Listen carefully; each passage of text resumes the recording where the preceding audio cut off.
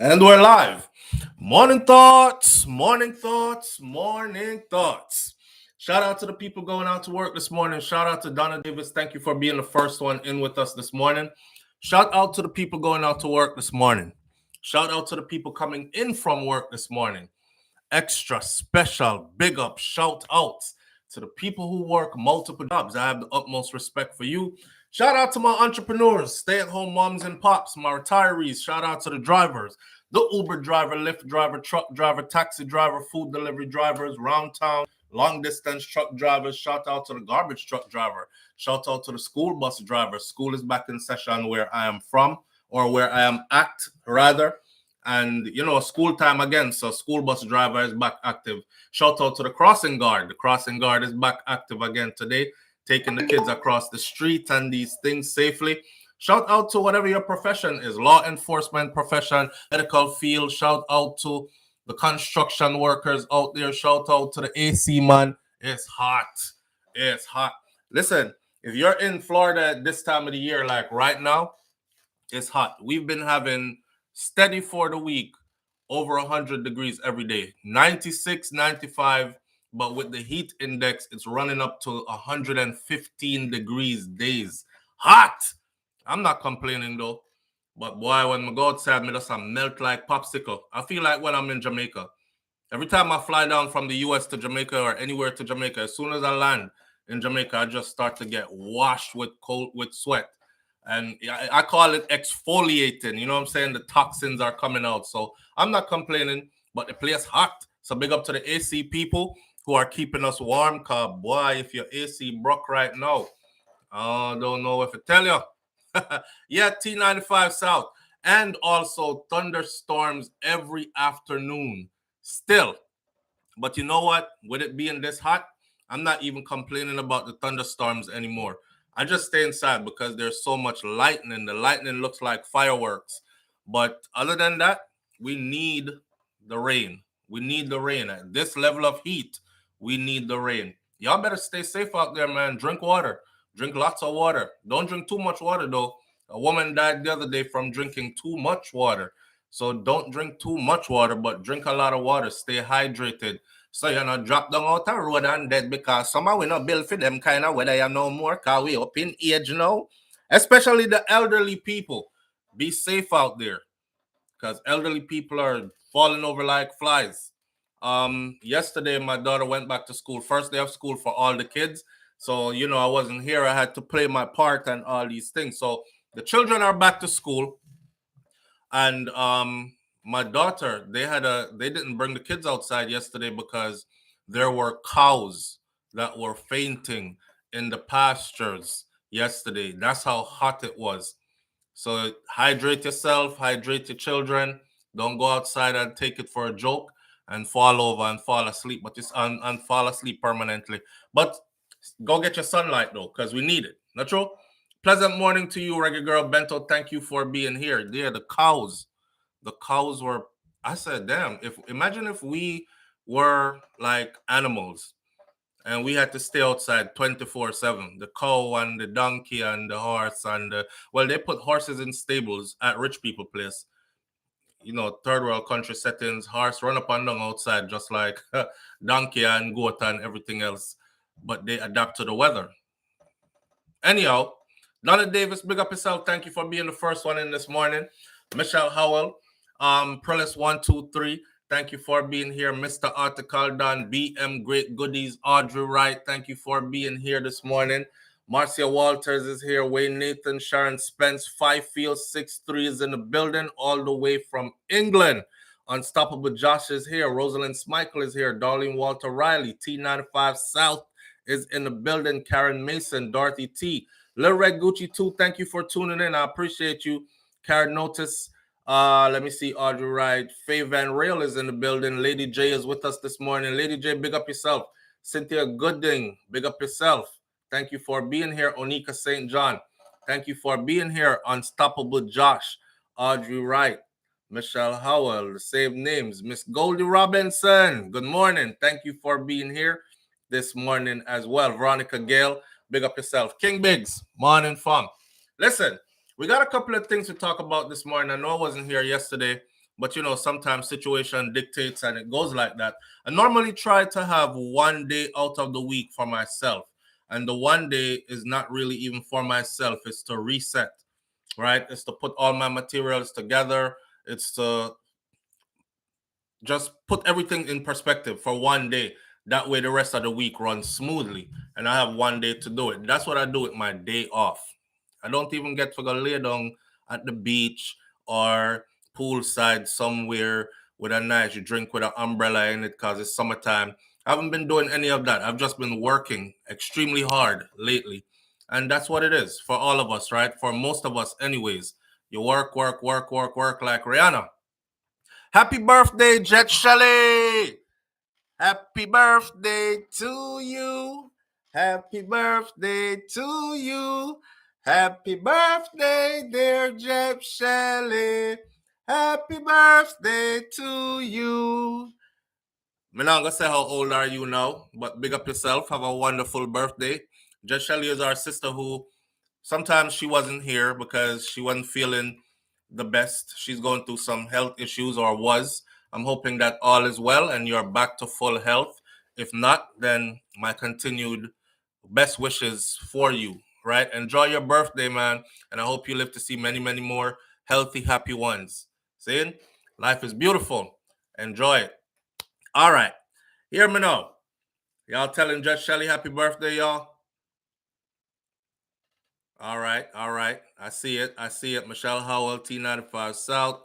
Audrey Wright, happy birthday. BM Monica St. John Jones, 5Field 63. Michelle Howell, happy birthdays are going up. Big up yourself, Jet Shelley. Does Afrobeats belong at Carnival? Where's my manners? It's the freaking weekend, baby! Clap it up, clap it up, clap it up. I forgot. I Friday, right? Let me check. Before our Thursday, and I'm over here, but okay, it's Friday, August 11th. I don't even know what day it is because I'm just working. Work, work, work, work, work. But it's Friday, and your birthday falls on a Friday. Go out there and have you some fun. Just be careful. Don't get too loose. All right. All right. Does Afrobeats belong at Carnival? Does Afrobeats belong at Carnival? That's one that we're going to shortly discuss this. I just want to see where the crowd is at because most people here are either from the Caribbean or are linked to the Caribbean in some way. A lot of us are really entrenched in the culture. So this is a question that we can gauge the audience to find out if how the people are feeling. Does Afrobeats belong at Carnival? I'm not talking about your infatuation with Burna Boy or your or any other. I'm talking about the music. Does the genre of Afrobeat music belong at Carnival? Carnival, if you don't know, is a time for soca and reggae and well, you have reggae dancehall, soca, and calypso, or they call it kaiso, right? So does Afrobeat belong in it? There's a discussion going on right now, and people are getting really uptight about it. People are getting really uptight about two things we're going to discuss this morning. There's fury over the decision to honor Marshall Montana on Jamaica's Independence Day. There's an article here in Loop News that we're going to go through. A lot of people, a lot of Jamaicans are ticked off to the T that a Trinidadian international entertainer, but Trinidadian, was honored on Jamaica's Independence Day, right? He got the keys to the city. We'll talk about that. But I want to see where it is with Afrobeats being in Carnival. I've actually only seen two no's so far. And we're going to want to know why. I'm going to want to know why.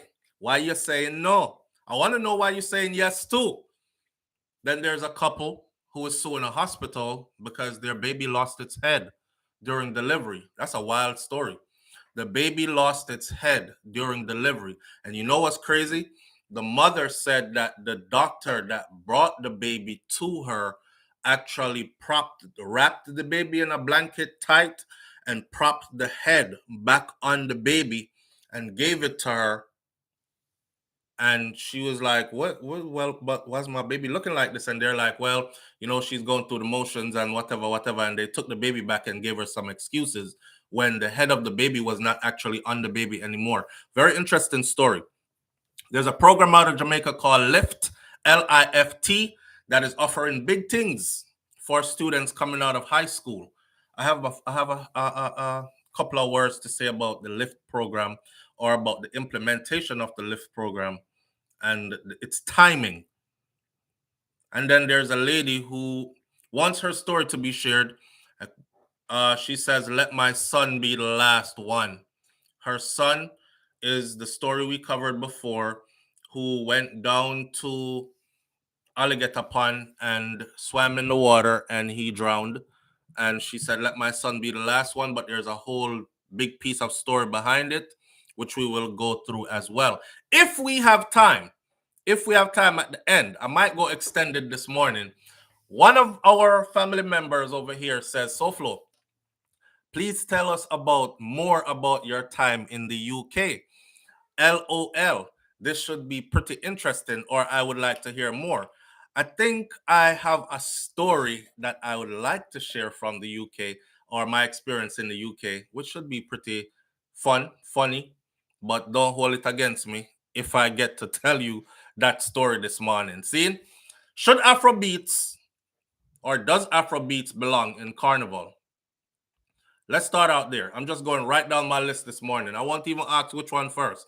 Does Afrobeats belong in Carnival, and why or why not? But it all mix up anyway, so why not? Most people here are saying yes, right?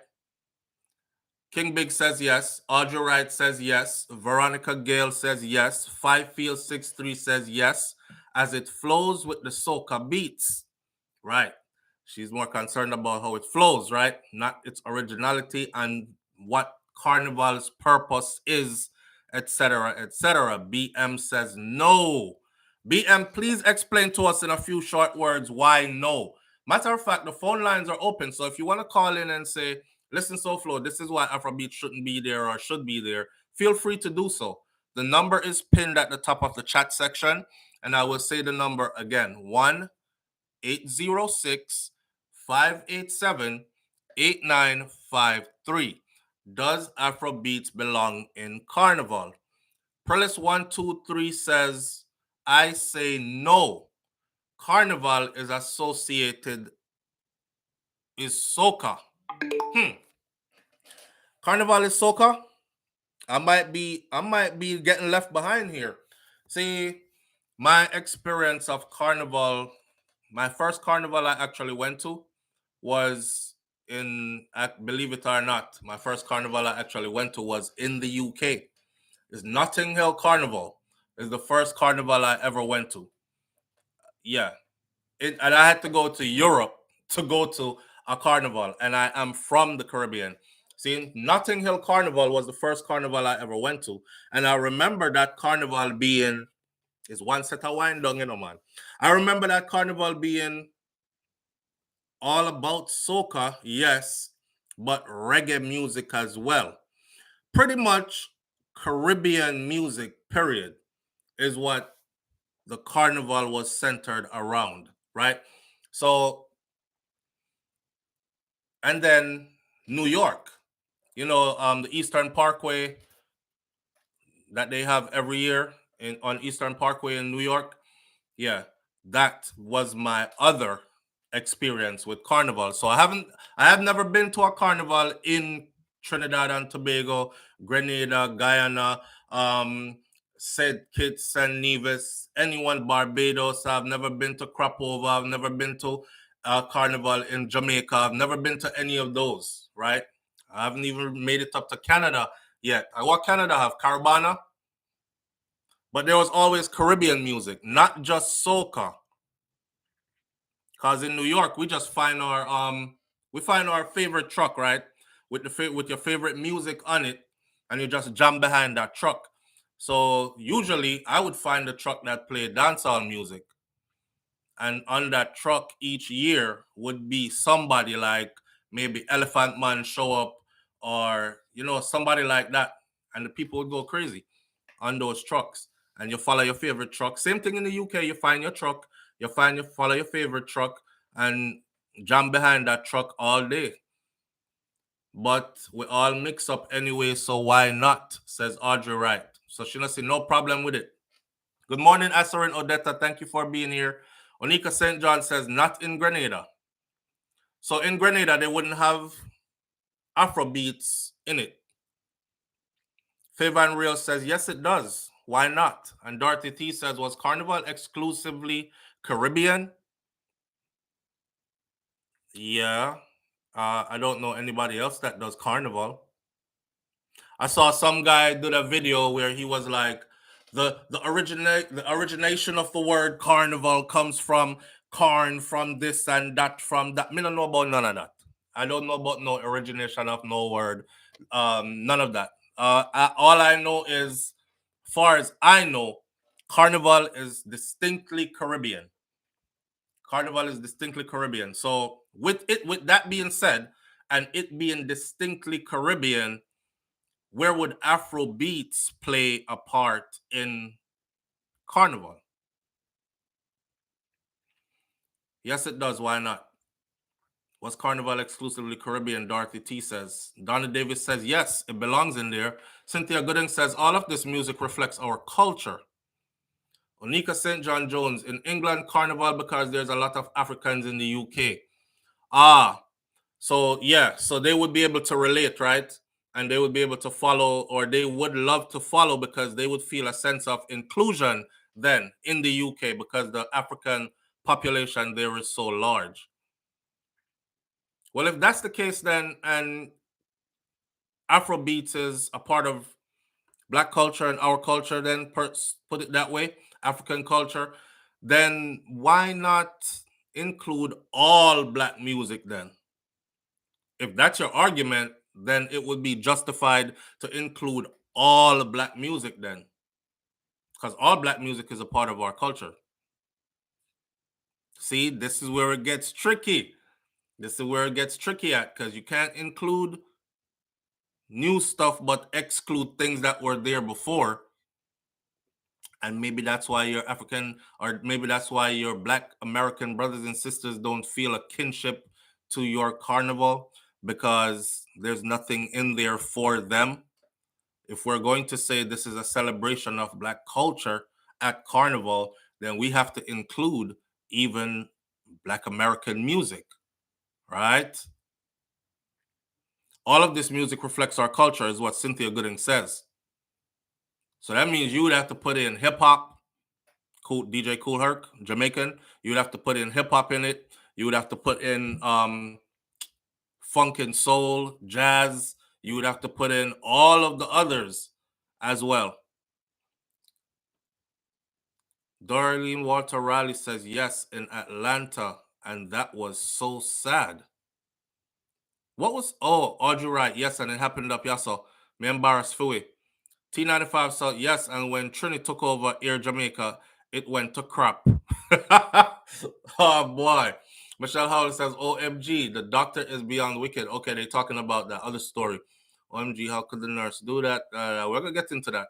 I was very surprised to see who the nurse was or who the people were around that incident. But anyways, why not? Carnival is basically Caribbean music, Dorothy T says, which I agree with. Cynthia Gooding says it's a reflection of our deep, rich culture. We have many styles of music, which shows our creativity and how we are everywhere. Yeah. But if you're having a party and you say this is a 90s dance hall themed party, I don't want to come to your 90s dance hall themed party and hear you playing 2016 or 2023 music. And I'm dressed up for the part, and I'm like, yes, I'm going to a party tonight. It's 90s dancehall or it's 90s R&B and hip hop. And I get in there and I'm hearing all 2023 or a whole heap of 2023 music. I'll feel some type of way. I'll be like, this, I like the music they're playing, but it's not for this venue, because this is not what was advertised. So you have to understand what Carnival is, or is Carnival changing? Or do we need to change Carnival to include more? A lot of people are gonna be like, nah, leave Carnival just how it is. That is how we like it. It's soca, calypso, that is it. We don't want to hear nothing else. And then they put dancehall and reggae. And people are like, oh, okay then, because I guess it comes from a Caribbean island. But no more, it stops right there. I don't know. Juno Bryan says, no, Carnival is a Caribbean thing. It's not African. It is soca and calypso. And I grew up in Grenada, so that's what I know. You hear what she said? Juno Bryan says, no, it doesn't belong there because Carnival is a Caribbean thing. It's not an African thing. It is soca and calypso. And I grew up in Grenada, so that's what I know. I was watching a video yesterday, and it was an interview with Floyd Mayweather. Very controversial piece of what he said, but it made sense.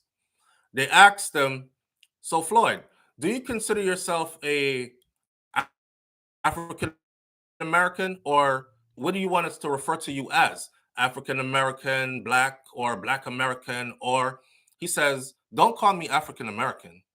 I wasn't, no disrespect to Africa, but I wasn't born in Africa. I was born right here in America on American soil.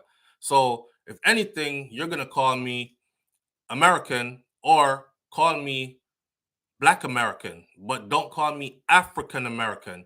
And it's not to separate myself from being tied to Africa.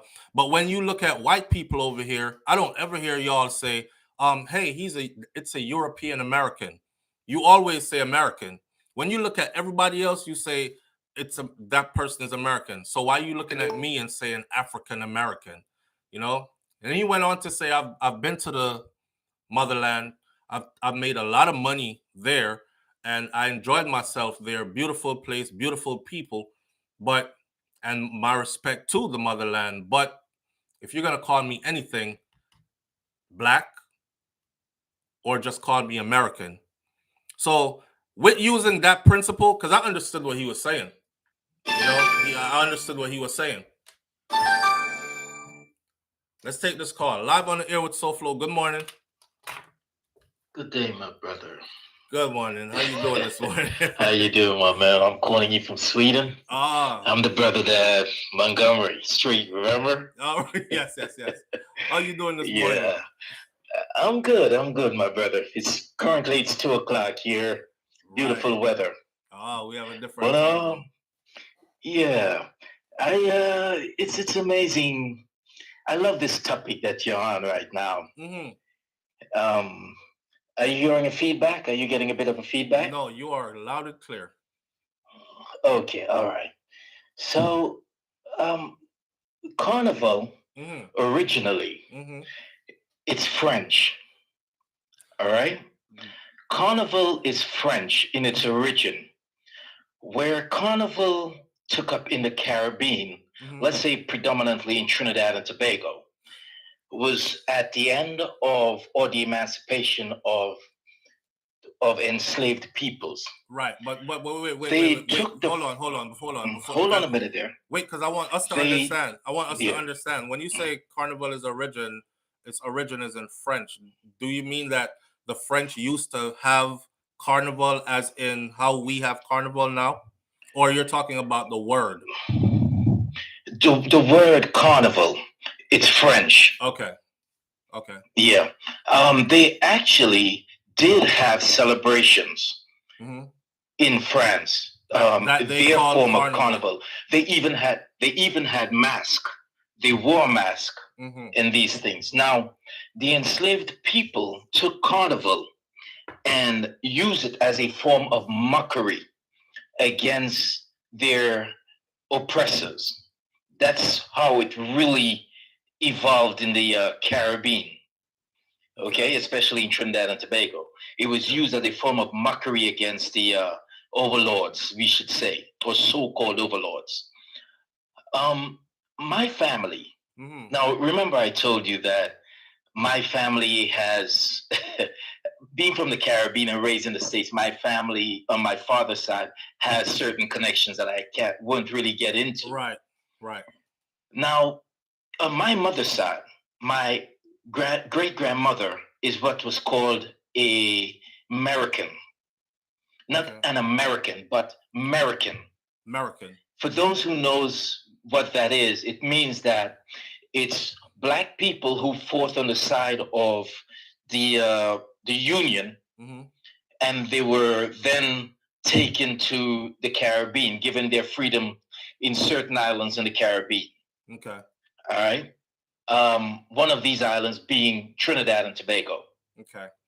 So my family has roots in America, has roots in Grenada, and has roots in I forgot what other Caribbean country, but we're a mix of people. Right. Predominantly, I'll reveal, yes, I am Trinidadian. Okay. Okay, Trinidad and Tobago. Big up okay. Yes. The music of Carnival was predominantly calypso and soca. Right. It has evolved to include, if you look at calypso, well, soca music, because it's mostly soca dominated now. Yes. Soca has an influx of dancehall. Soca has an influx of Afro Beats. It has an influx of many different genres. Facts. See what I'm saying? Yeah. Now, the thing about it is, if we as a people are going to keep dividing ourselves along where we are born, what's going to happen to us? We're going to keep being diluted and diluted and diluted. At the end of the day, we will always see where we're at. Right. We can embrace all of what we have, all the components of who we are, and still be strong and still have that unit, that unified conglomerate, so to say. See what I'm saying? Ain't nothing wrong with having Afro Beats or dancehall in Carnival. We can have jazz in Carnival. Ain't nothing wrong with that. You see what I'm saying? But is somebody going to be able to whine to jazz? I don't think so. I can bust a whine to jazz. We Caribbean people, yeah, we whine to anything. Jazz. We whine no problem with that. Anything. We whine to anything. Yeah, that's what I'm saying. Yeah, we from the Caribbean. We whine, you know that. We whine up to, we whine where even whining is not required. True that. Yeah, so we could whine to that too. Yeah, well, no doubt. Yeah, but I'm gonna tell you something, right? One thing before I go. Where May Floyd Weather and these other people are saying because they are born in America, they are American and they're not African American. Right. That is so stupid. We look at Chinese people who've been born in the West, never been to China, and say, oh, they're Chinese. We call them Chinese. We never call them, oh, they're American or they're Trinidadian or they're, you know what I mean? We denote them by how they look. Yeah. We give them an origin according to how they look. Yeah, a pig born in a goat born in a pigsty won't be a pig. Right. Right. Even if I am 10 generations removed from Africa, I am still African, my brother. Got it. I am still African, regardless of what anybody say. No matter how disconnected. Nobody gonna take that away from me. Okay, got it. I don't know about anybody else, but for me, I'll be African. You see what I'm saying? Born and raised in the West. You see what I'm saying? All right, let me ask you a complicated question before you go, right? Yeah. You said no matter how many generations apart from Africa you are, you're still African, right? Yeah. Yeah. So did it not say that Africa is the cradle of civilization and all humankind comes from Africa? Yeah. So, okay, so hold on to that, because here's another problem. So when white people start saying they're Africans as well, what do we say then? Well, I knew you were going there. That's easy. I knew you were going to go there. But let me put it like this. Those people who calls themselves white, if they were to check their genealogy, okay, their genealogy does not reflect that. Right. That doesn't reflect that they are African. Yes, all peoples came up in Africa.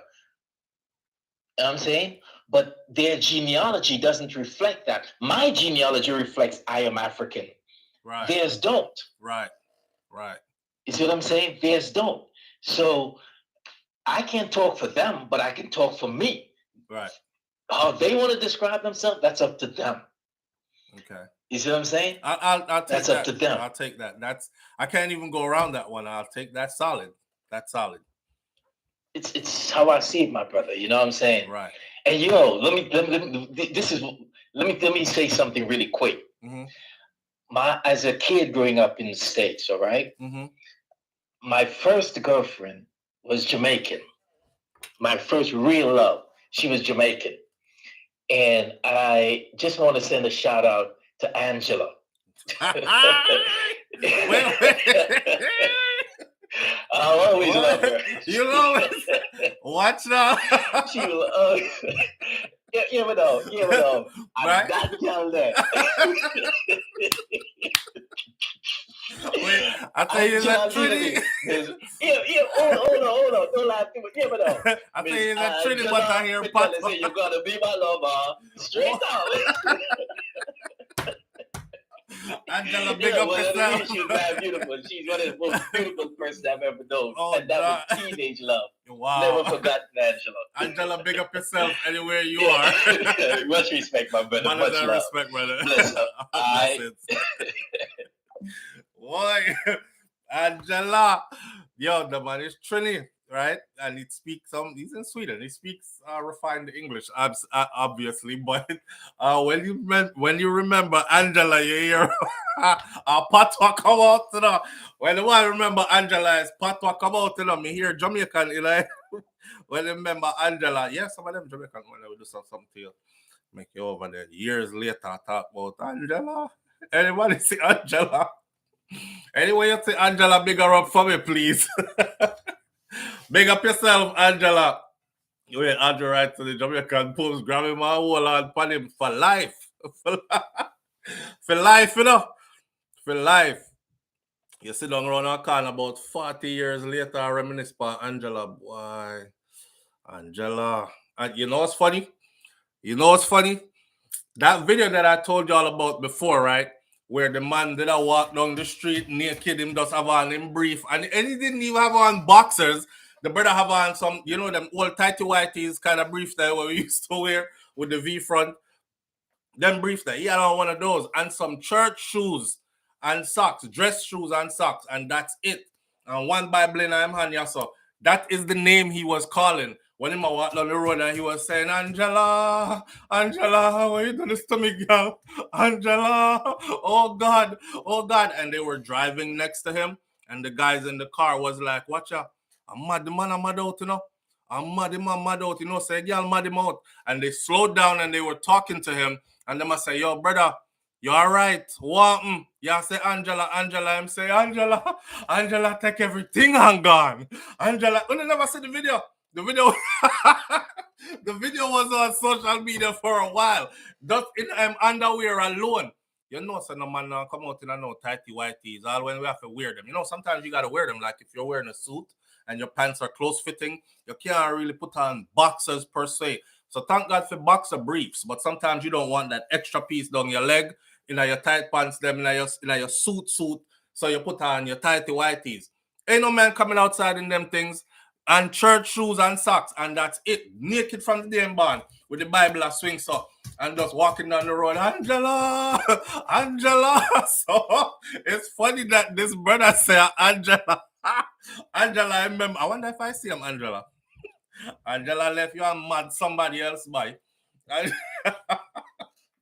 Angela, take everything and gone. The house empty.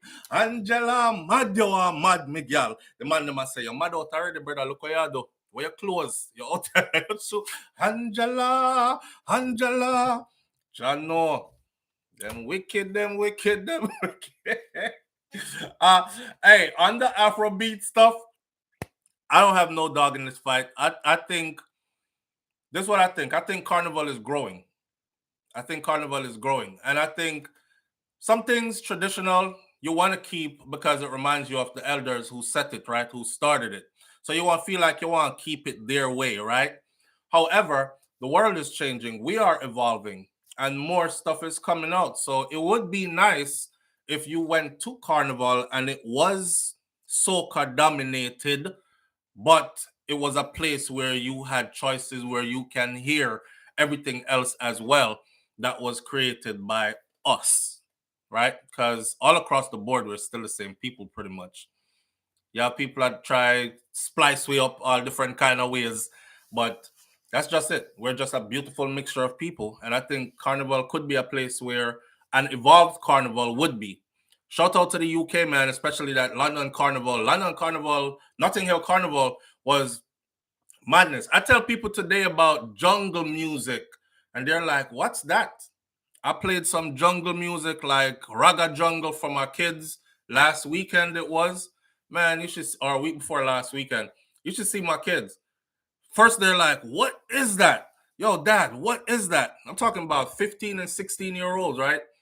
Dad, what is that? And I'm telling them about the UK, and I'm telling them about music and how music is in the UK. I fell in love with the UK because of that, because I was able to go to places like a reggae concert, right? Or a dancehall reggae concert.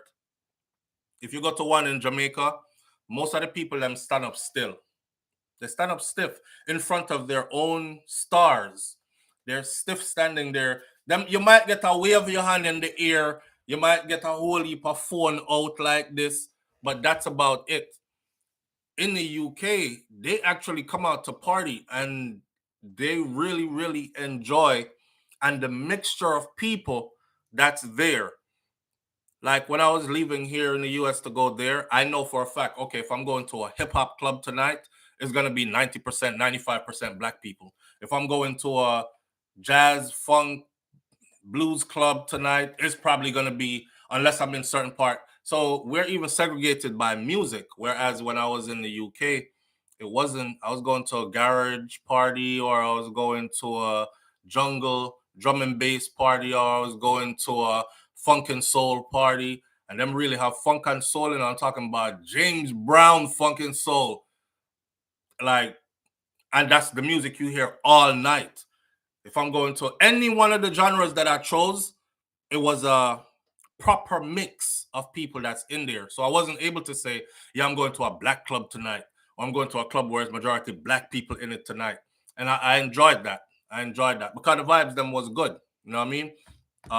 But yeah, Carnival is growing. And I don't see anything in us changing it a little bit to include more people. Like I said in the beginning, maybe if we even include Black American music, they're black. Right? So since this is about a celebration of us as a people and our culture, or should it be just about us Caribbean people celebration and not necessarily all black culture? And then if we say that, then Afrobeat can't be in it. Right? Do you think reggae and soca would be welcome at Mardi Gras? But that's the thing. We can't keep doing that. We can't keep tit for tatting. Live on the air with SouFLo. Good morning. Good morning, SouFLo. How you doing? I'm good, family. How you doing this morning? I'm good. Talk to us, huh? What your thoughts on all this? I personally disagree. You personally disagree? I do. All right. Tell me why. I think that Carnival should remain Caribbean. And I'm not saying that from a divisive standpoint. I love Afrobeats. And, you know, I know we're African people. I fully embrace myself, my bloodline, all that kind of stuff. But I think that sometimes you make concessions. It's 2023, it's 2023. You make concessions and you make concessions and you make concessions until the original thing is completely watered down, or that it doesn't exist. I think if we want to have a carnival that is black inclusive, then we have a different carnival that's black inclusive. But the Caribbean carnival should have the elements, though, that calypso, that soca music, like our traditional music should be where we find that in its purest form. And we need to hold some things sacred. That doesn't mean that Afrobeats is not good, or it is not also sacred in its own right. Yeah. But this is something that our ancestors have developed over hundreds of years of their time being in the Caribbean. And it is uniquely ours. Yeah. It is uniquely our inheritance. And I think that we need to hold it up and keep it sacred and be very uncompromising when it comes to maintaining it. And if we don't do that, generations in the future will not have a culture to hold on to. Jeez, you said, you got me. You flipped my mind right back. Let me tell you what you just said that flipped me right back. Okay. I'm in love with Black people, period, right? So I'm always trying to see how we can unite and how we can bond and how we can. But what you just said is when we start with this inclusion thing, after a while, when we look back, the original stuff won't exist anymore. And that is exactly true. Because if you start letting everything in, guess what's going to happen? Whatever is more popular at the moment is going to dominate. So we could very well end up at Carnival, say 20 years from now, our children are at Carnival, and they're hearing 90% Afro Beats. Or whatever the new thing is. Exactly. Right. And we're over there telling them, back in the day, Carnival used to have a lot of soca. You got me. Yeah. I'm right back over on this side. So keep it how it is. Yeah, I agree. And that sacredness, like even when you talk about your grandmother and growing up, there's a special sacred experience that you had. You want to hold on to it. Yes. We want to hold on to our upbringing because it's special and it's sacred. Yeah. And I was talking to somebody from the UK. Damn, that's deep. Yes. And it's just I've been to the UK, I have family there, but from what I understand, there are conversations about the Caribbean culture is being watered down, or maybe it's because there's a lot of intermarriage, or they don't know, who they are exactly. They don't kind of know their roots properly. Right. When you start to make concessions, you lose yourself trying to include everybody. Yes. And I just don't think that. I agree. Our ancestors deserve the respect of, they built something and they made it ours, and it's our job to store it for the next generation. So I agree. Yeah. Thank you. I appreciate you greatly. Jeez, man. Yes. So I was ready to include everybody, but damn, I wasn't thinking. That makes perfect sense. And what she just said at the end too, she said they built that, right? And they passed it to us. We owe them that, to keep it sacred as something that was built from them and passed to us, and to continue passing that on for the next generation. So they're never forgotten, right? But if we start to change it up and include and add, they will be forgotten. BM, you are right. I give it back to you. You're right. Live on the air with SouFlo. Good morning. Good morning, SouFlo. Good morning, family. How you doing? I am black and blessed. All right. I'm British born. Yes. Lived in South Florida, now Brevard County, for 9 years. The sister just now, she spoke a lot of sense, but she kind of mashed my corn toe too.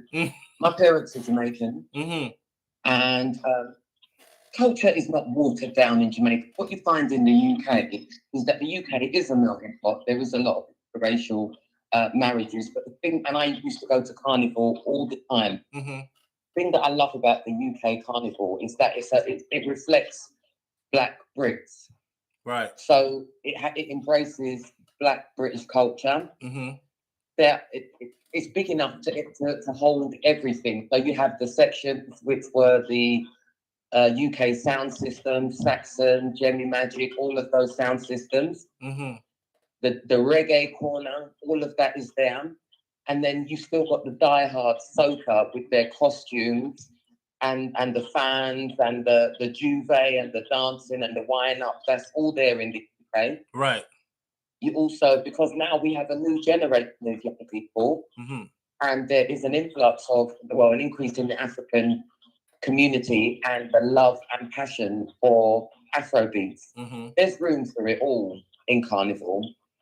And I think it's supposed to reflect the people in the area that they live. Well, no, that's the thing right there. What you just said, that it's supposed to reflect the people in the area that they live, and it's not. It's not. No, listen. I'll tell you why. I'll tell you why. when I say reflect the people in the area that live, I'm not talking about necessarily white people. I'm talking about Black culture. Right? Yeah, and Black culture is rich in the UK. It's rich in here in America. In the UK, there are parts of the UK, not in the Carnival, that embraces hip hop, and the same with the Carnival in New York, where there's hip hop stands, hip hop sound systems playing. There's also, like I said before, there's those Carnival lovers that keep it authentic, right? It's the Trinidadian roots and the whole essence of where Carnival came from, and that's important to hold on to the culture, right? But if Carnival doesn't have opportunities for all elements of Black culture, and our culture is so rich, then what would happen is Carnival would die out, because you could have the young people who are, I don't know, in their 20s, like my daughter's generation. You said 20. Carnival would die out? If it doesn't embrace all elements, because the younger people are not necessarily going to go just for the experience of authentic Carnival. They enjoy other aspects. Have you ever seen Carnival in Trinidad?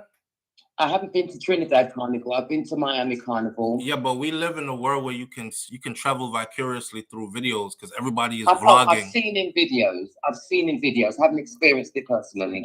Right, but I don't think Carnival would die out if we don't include other elements. I think she really made me think just now. I don't know. Maybe I should ask you if you don't see the sense in what she's saying. Like, I absolutely do. If your foreparents crafted something, right, and gave it to you, and this is a way for them to forever be remembered, would you go adding?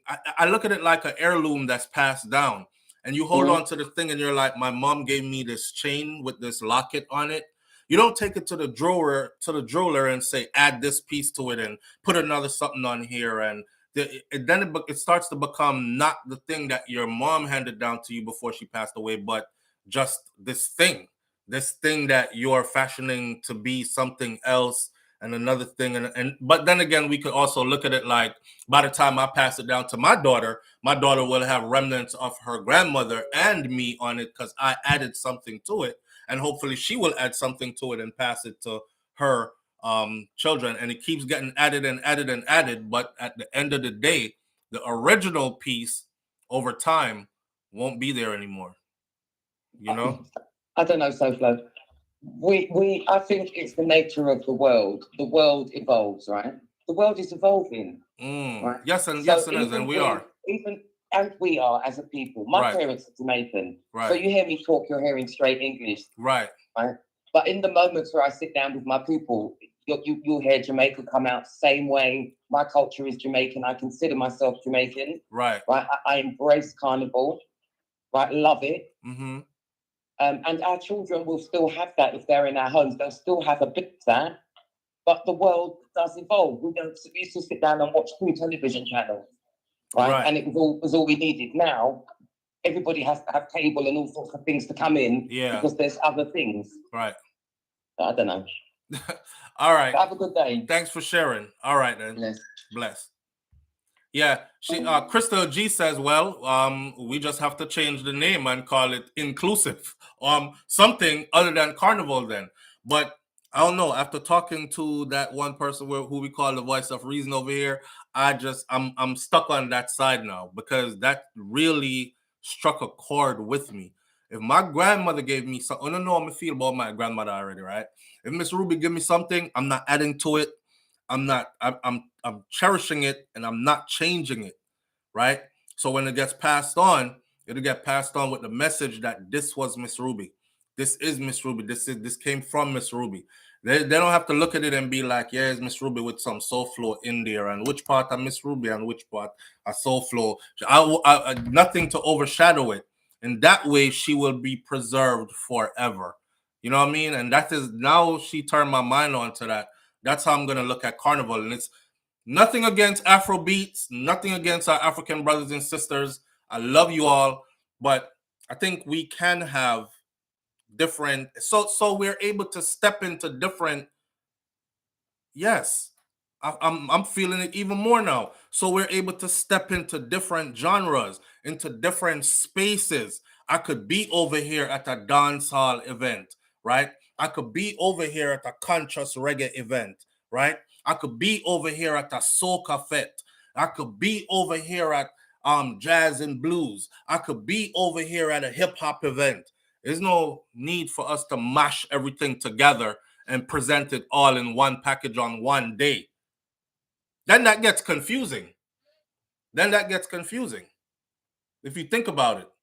Because sometimes I go Carnival, I don't know where to go. Honestly. I'm like, yo, the soca truck up there, so but yeah, that sound good. The girl them look good behind the one, but then I hear dancehall over there, so but then they got rap, hip-hop over here too. And you sound, you feel confused. So why can't you just present each dish? Imagine if I'm trying to cook you one particular dish. And then I'm like, but I got to mix everything else in there so everybody is included. You're going to end up with plaka. You won't know what you're eating. Even if it tastes good, you're going to be like, oh, what is? Can't tell why it have goat foot and cow head and donkey pistol and this and that and everything in there. Just mix up, right? I think I'm all for keeping Carnival as it is. Live on the air with SouFLo. Good morning. SouFLo, it's me again, my brother. Yeah, you heard I'm all for keeping Carnival. Yeah, y'all had me laughing with actually. But really quickly, right? Yes. Really quickly. Mm-hmm. I love history. Mm-hmm. All right? I love history. And the young lady or the sister that called before the previous one here, mm-hmm. She talked about our ancestors. Right. Right. What she has to remember is that our ancestors were not that started Carnival in the Caribbean, were not far removed from those that were taken out of Africa. Mm-hmm. The only reason that we have Carnival the way it is today is because the oppressors at that time forbade our ancestors from using their original cultures. Okay? They weren't able to speak their languages. They weren't able to celebrate the way they celebrated when they were in Africa and these things. They evolved and they adapted and adopted new ways of coming together. Remember, yes. We were different tribes thrown together. Right. Okay? Now, if you know the history of Carnival, mm-hmm. Soca music wasn't part of Carnival. Soca music is relatively new in the scheme of music. Okay? Dancehall was not part of Carnival. Dancehall is relatively new. What was? In Carnival. What was? What's the original music for Carnival? That was calypso music. There was mento music. There was calypso music. Original calypso music is far removed. Okay, from that's what I said earlier. Soca. That's what I said earlier. I said that Carnival is about soca and calypso, and we actually used to call it kaiso instead of calypso. So soca, calypso, kaiso mento is even different. Well, kaiso is even different. Kaiso, calypso, soca, mento. That's Carnival. And in its present form, yeah. And to the part where you said our foreparents that started that Carnival in the Caribbean, they weren't that far removed from our African ancestors before them. But in its uniqueness, under those conditions, is how that pot was brewed, how that cake was baked, how that thing was formed. Right? It was formed. So in itself, you see what you said there? It has Hold its on a own minute, brother. You see what he said there? Yeah. That formation, it was formed out of our ancestors. It was formed out of our ancestors making a mockery of their oppressors, using what they had at the time. Right, but it's still, but see that's what made it unique. So it means, it means that everything evolves. Yes, but that's what makes it unique right there, right? Yeah. Don't you get the point where she says if you keep adding and adding and adding, the original won't even exist anymore after a while? No, absolutely not. Don't you Absolutely think not. So you don't Absolutely think that not. So you don't think that it's fine for us to present different sects of our culture at different venues? That way I can know that I'm going to one particular venue and I'm going to experience authentic this, and then go to another venue and experience authentic that. Instead of giving me of course, nothing is wrong with that. See, I don't want nothing is wrong with that. But the originality, that soca calypso essence will never get lost in the scheme of things. No matter what is added, no matter what they throw into that mix, it will never be lost because it is something indigenous to those of us who come out of that part of the world. Afrobeats can come and add its mix, but Afrobeats will never be able to replace soca or calypso in the mix of things. It can be a part of it. You don't know. As you were saying, but it will never replace us, my brother. We can't say never though, bro. We cannot say never. Because what is popular at whatever given time is what always replaces whatever else was there before it. Let me give you a good example, right? Dancehall music.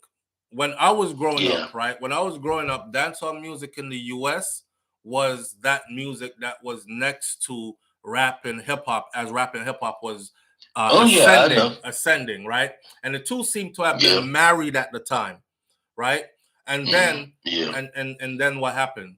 Do you see dancehall look at the way it was just a few years ago in comparison to where? Absolutely not. And I'm not comparing Afrobeats to dancehall in any other way except for to say that it was replaced. We're not witnessing Afrobeats and dancehall rising or sharing a huge platform. We're witnessing dancehall pretty much is muffled now in comparison to Afrobeats. Afrobeats is that new thing. It's the new star. Yeah. Right. Yeah, it is. Right. But I think you spoke about that the other day. So it's in and you were asking why. So it's in the same sense. We don't want calypso, not calypso. We don't want Carnival. Our original essence of Carnival to be replaced by anything. And we might say no, and it could never now. But if we keep on putting in, then years down the road, we the same ones who are going to be saying, well, I never saw this coming. Because I'm out here. I understand what you're getting at, my brother. I'm out here. I understand what you're getting at. And I haven't heard one soca or one calypso song yet. Yeah. Right? I understand I understand what you're saying. But at the end of the day, brother, everything evolves and we can't stop it.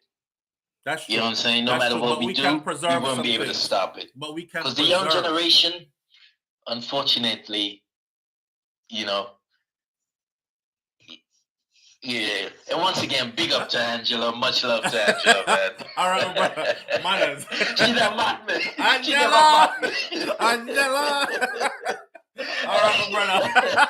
She always me. And that's Angela from Utica, and I think it was that's Fleetwood. All right, brother. Manners and respect. Yeah. Angela. Yeah, man, I think we could preserve it. I think we could preserve Carnival. And like somebody just said if the younger generation doesn't play the music, then it's dead. It's gone, right? But if we keep mixing it with other things, it could get ignored. You want that party to be original. When I was in the UK, I went to Soca Fest, and I'm talking about I had never seen a party this big, and they had warehouses, huge warehouse with thousands of people in it, and it was just soca music playing right through.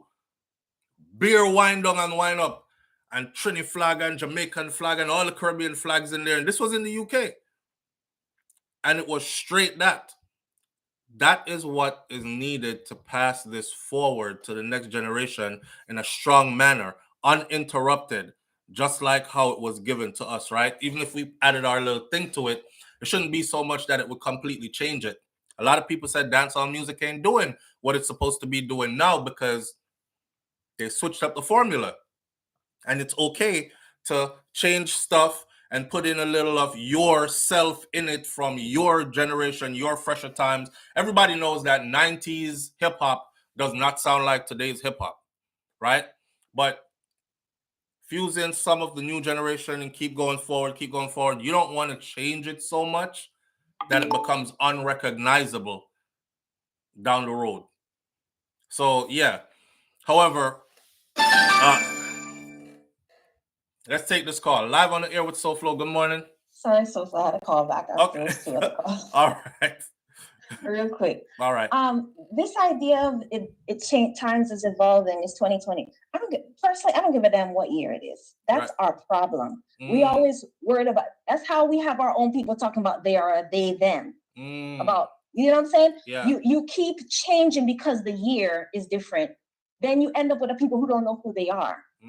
When you look at traditional African-American culture, it is very different from what you see. I don't even know what African-American culture is today, right? Because they kept making concessions, right? And I don't remember which revolutionary said it, but there was one in Black America that basically said, you know, we tried to gain acceptance through concession to the point you don't even know who you are. Yeah. You have Black Americans who really don't know who they are, who really don't know their culture. And when you look at traditional Southern, Black American culture, the remnants that are still there, it's very much resembles Caribbean culture. But these younger people don't know anything. Right. And that's the problem. F the year. Who cares what year it is? You have to hold. You see how the Jews hold them Torah sacred? Right. From back then they saw. And they don't care about date. They don't care. The year don't matter. Yeah. That's how you preserve yourself as a people. And if you're so worried about the year and I must change because it's this year, that means you're saying to the people who came before you, you're not good enough for now. What you produce is not good enough for now. And you're gonna produce a people who are not gonna know who the hell they are. Right. Who not gonna. So I mean, this whole evolving. The world is evolving to shit. If you haven't noticed. Yeah, I was just about to say that. So that don't mean nothing to me. Yeah. You know what I'm saying? Evolving nothing. That you're not gonna produce young people who are going to uphold the culture if you don't present it to them like this is yours. Right. Like my children, you should hear my son sing and wind down, and he loves, the food, the music, and they know. I said, this is yours. This is your inheritance. This is your culture. So when you raise them up in that manner, they're not going to go and sway and go pick up a they, them, and a this and that because they're already anchored in something. We're not raising young people who are anchored in anything. And then we complain when they act like a damn crazy mad person because these young people don't know who the hell they are. So that is they're all over the blessed place. Add this. Add this, add this. Change this, add that. The first time I heard a Black person say them a they, them, I was well shocked. And that shows you how far removed we are from who we are. So we have decisions to make, what we want to see. Because at this rate, we're going to create a people who are going to be a blank slate. And whatever the media is pushing, whatever's the thing at the time and the year, they're going to go pick that up and completely, our culture really going to be dead. So no, we don't have to add this and add that. That's why Black people don't into jazz no more and into the previous, because they said, oh, it's not good enough again. It's not good enough again. This is where that's what I was just about to add to what you're saying. If you look at us today, but you covered it, you said it. If you look at us today, right, compared to say yesterday, do you know that we're the only people that does this too? We're the only people that feel like, okay, too much time has passed. It's been 10 years. You've been doing this too long. You phased out. We need something new that sounds different from that. You phased out. And we keep doing that, right, till the newer generation don't want to hear from the generation before them anymore. Right. They just call you old head. And I don't listen to that. I don't want to hear that. That's my mom and them music. That's my grandmama them music. That's old stuff, right? This our new stuff. And so it keeps happening until we are so far removed from the original. You're absolutely right. We produce stuff, but do we really respect what we produce? Do we really value what we produce, or is it not good enough versus other people's things? Why we keep changing like a schizophrenic? Why is it? That's like a man who have a wife and every 5 years he change and get a new wife. Why isn't the first wife? Why isn't she good enough? Why you have to keep changing different woman? It's you. It's not the woman. So we have to like really look at ourselves and decide what we want. I want my children to speak patois. I want them to tell them Anansi stories from what I was told from when I was a child. I want them to know anywhere they go in the world, they're anchored in something. So they have to go pick up this and pick up that because they're trying to concoct the identity. They already have one. They already have one. All right. So we have, that's all I have to say. Yes. All right. All right. Thank you. Yeah. She did win me over already from the first argument anyways, and I said it. Yeah, I'm standing firm on that too. I don't want to change. I want it to stay just like it is. Big up to my African community, brothers and sisters. We are brothers and sisters, but we just have some different stuff going on over here too that we feel like came from somewhere special that needs to be preserved as well. Right? All right. With that said, boy, someone sell out like food. Vicky Victory says, man, she made perfect sense. Again, and you can't argue with that. We have more falabakas than leaders. No. That's true. So that's the argument for us this morning for Afrobeats, and does it belong at Carnival?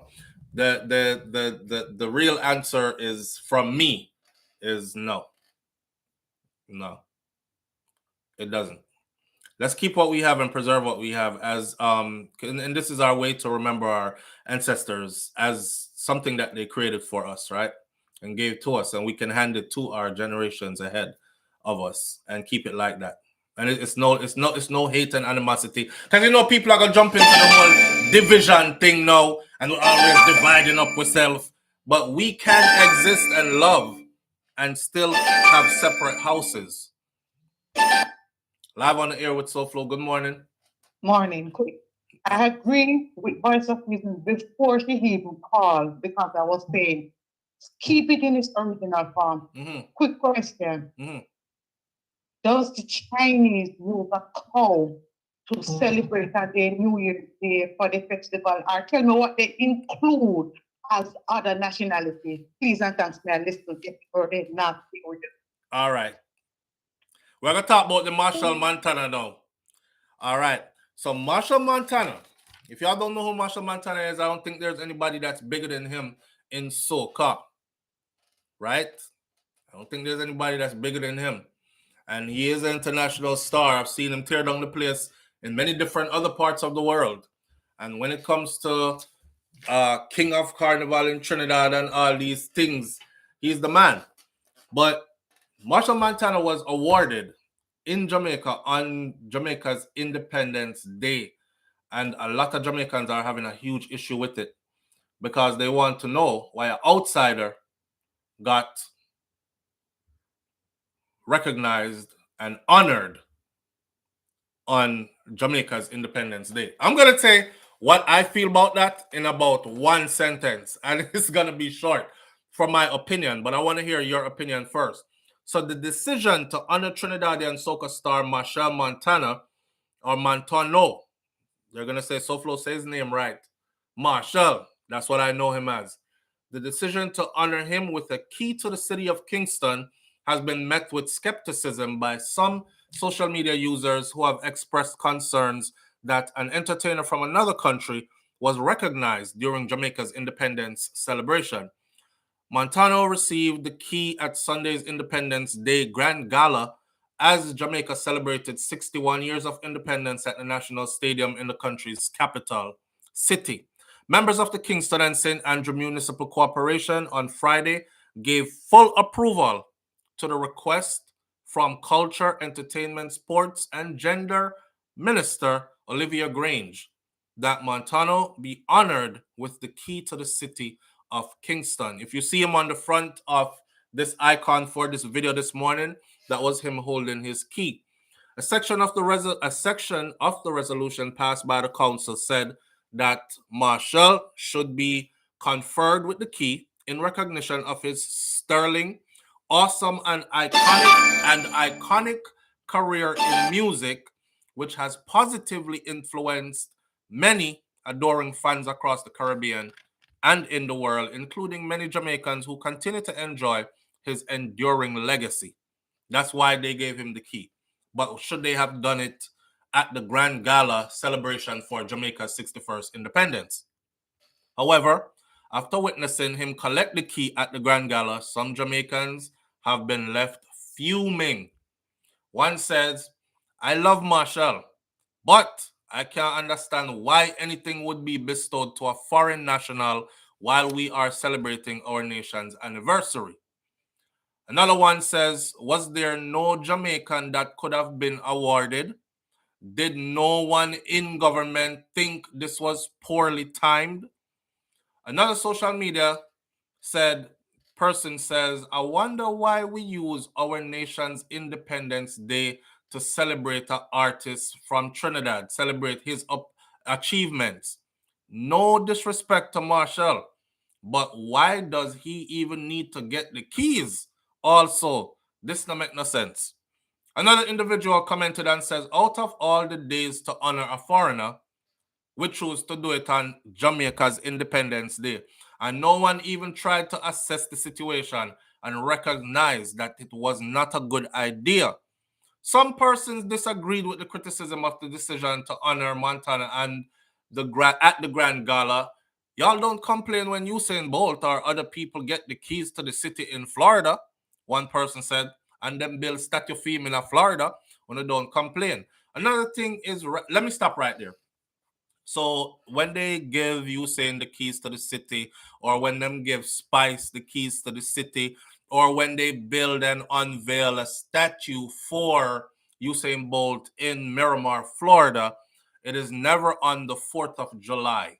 It is never on some grand national holiday that they are celebrating, that is tailored to them, that they disrupt it to honor who would be seen as an outsider then, right? They do it at some other time. And I think that's what the Jamaicans were saying.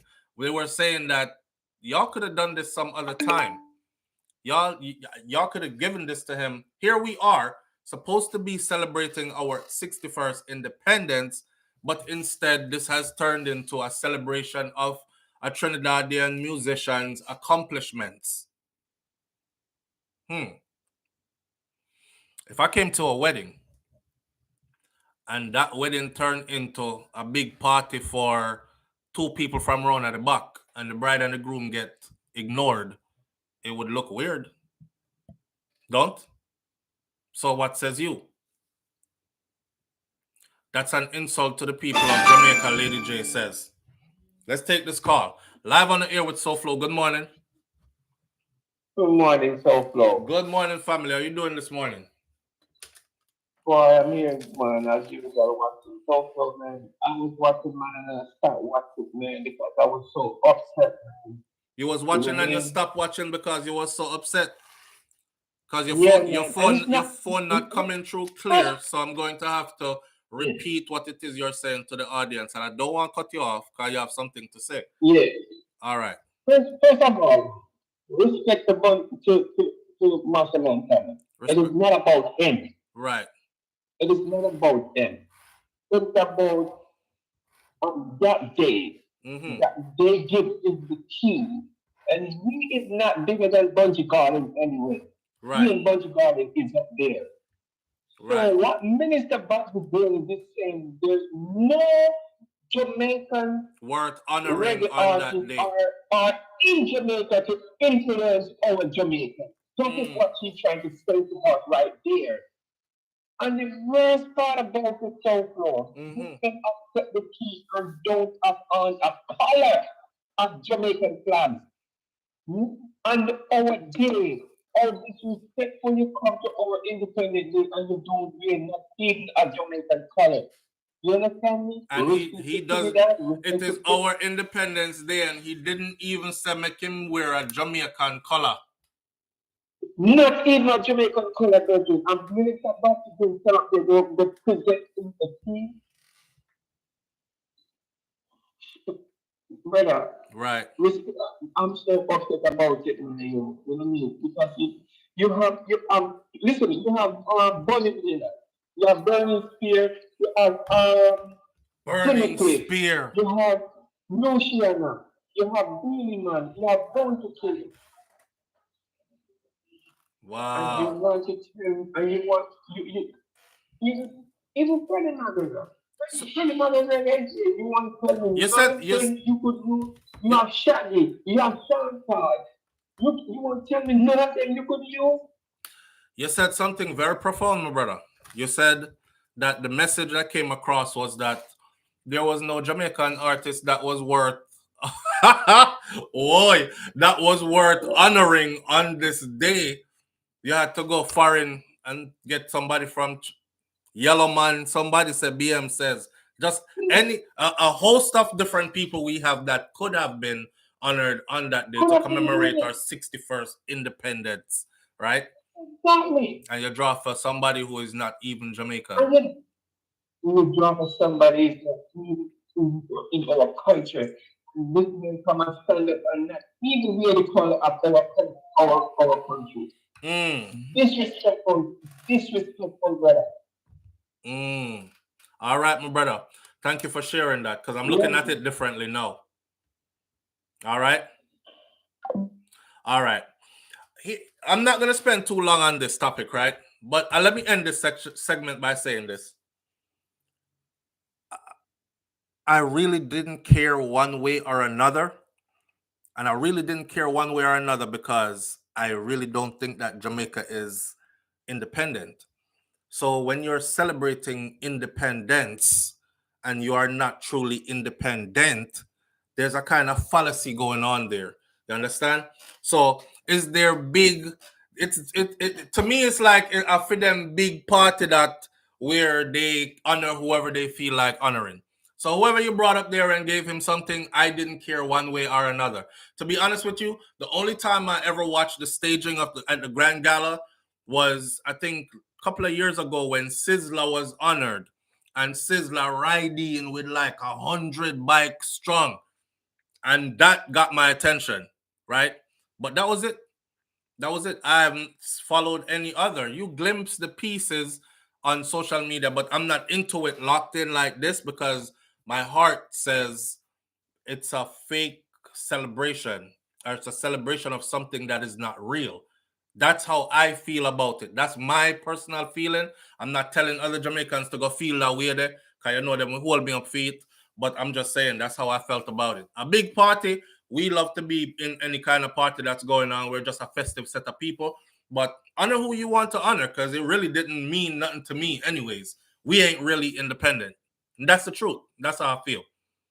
What's the telephone number to Pauline on?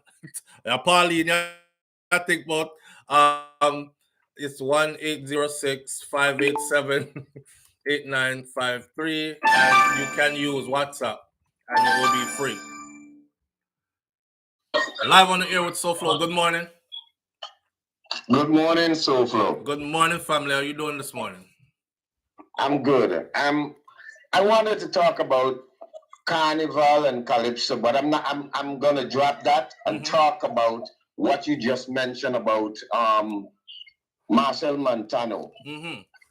We are all Caribbean people, and that's the problem I have with Jamaicans. Okay? Wait. Before you hold on. Shh. Before you go any further, hold on. Yes. So I don't forget. Would a Jamaican be honored and given the keys to the city in Trinidad at their celebration of their whatever number independence? But it's never been done, right? All over the Caribbean. But it's never been done, right?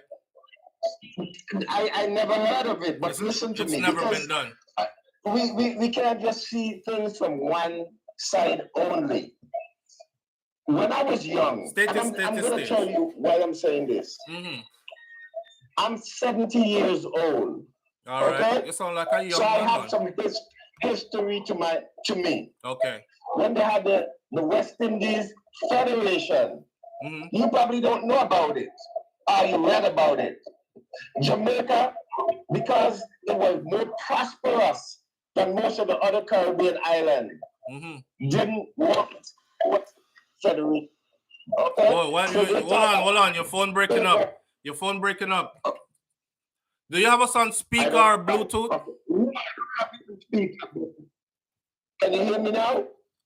If you have us on speaker or Bluetooth, take us off. No, I don't. I don't have you on speaker. Okay, you sound good. You sound good. Phone. I don't know if you was moving around or something. No, I'm sitting in my chair, not moving. Okay. All right. Jamaica wanted to get out of the West Indies Federation because at that time, Jamaica were more prosperous than most of the other Caribbean islands. She thought that people from the small islands would be influx into Jamaica.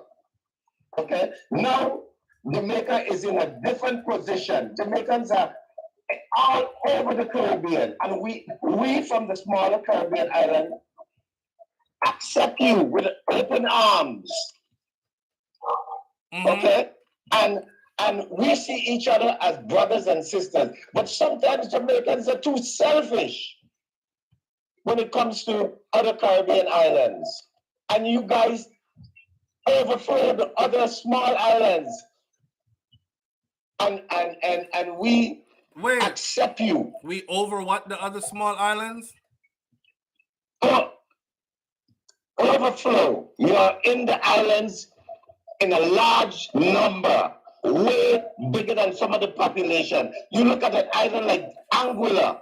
Anguilla don't even have 20,000 people. One town in Jamaica. Oh, so you say we are there. We are there in numbers. I was trying to understand. In every island, and nobody in those islands are saying that Jamaicans shouldn't be there. You should not come there. We accept you. But just because a Trinidadian gets the key to thing, you guys are making a big fuss. We are Caribbean people. I don't know if you heard everything I said, but that's all the point I wanted to make. I did. We are Caribbean people. I wish Jamaicans should be more open to other Caribbean people because we accept everything about. We love Bob Marley. We love Peter Tosh. We love all the new reggae and dancehall singers. They're making a lot of money in those Caribbean islands.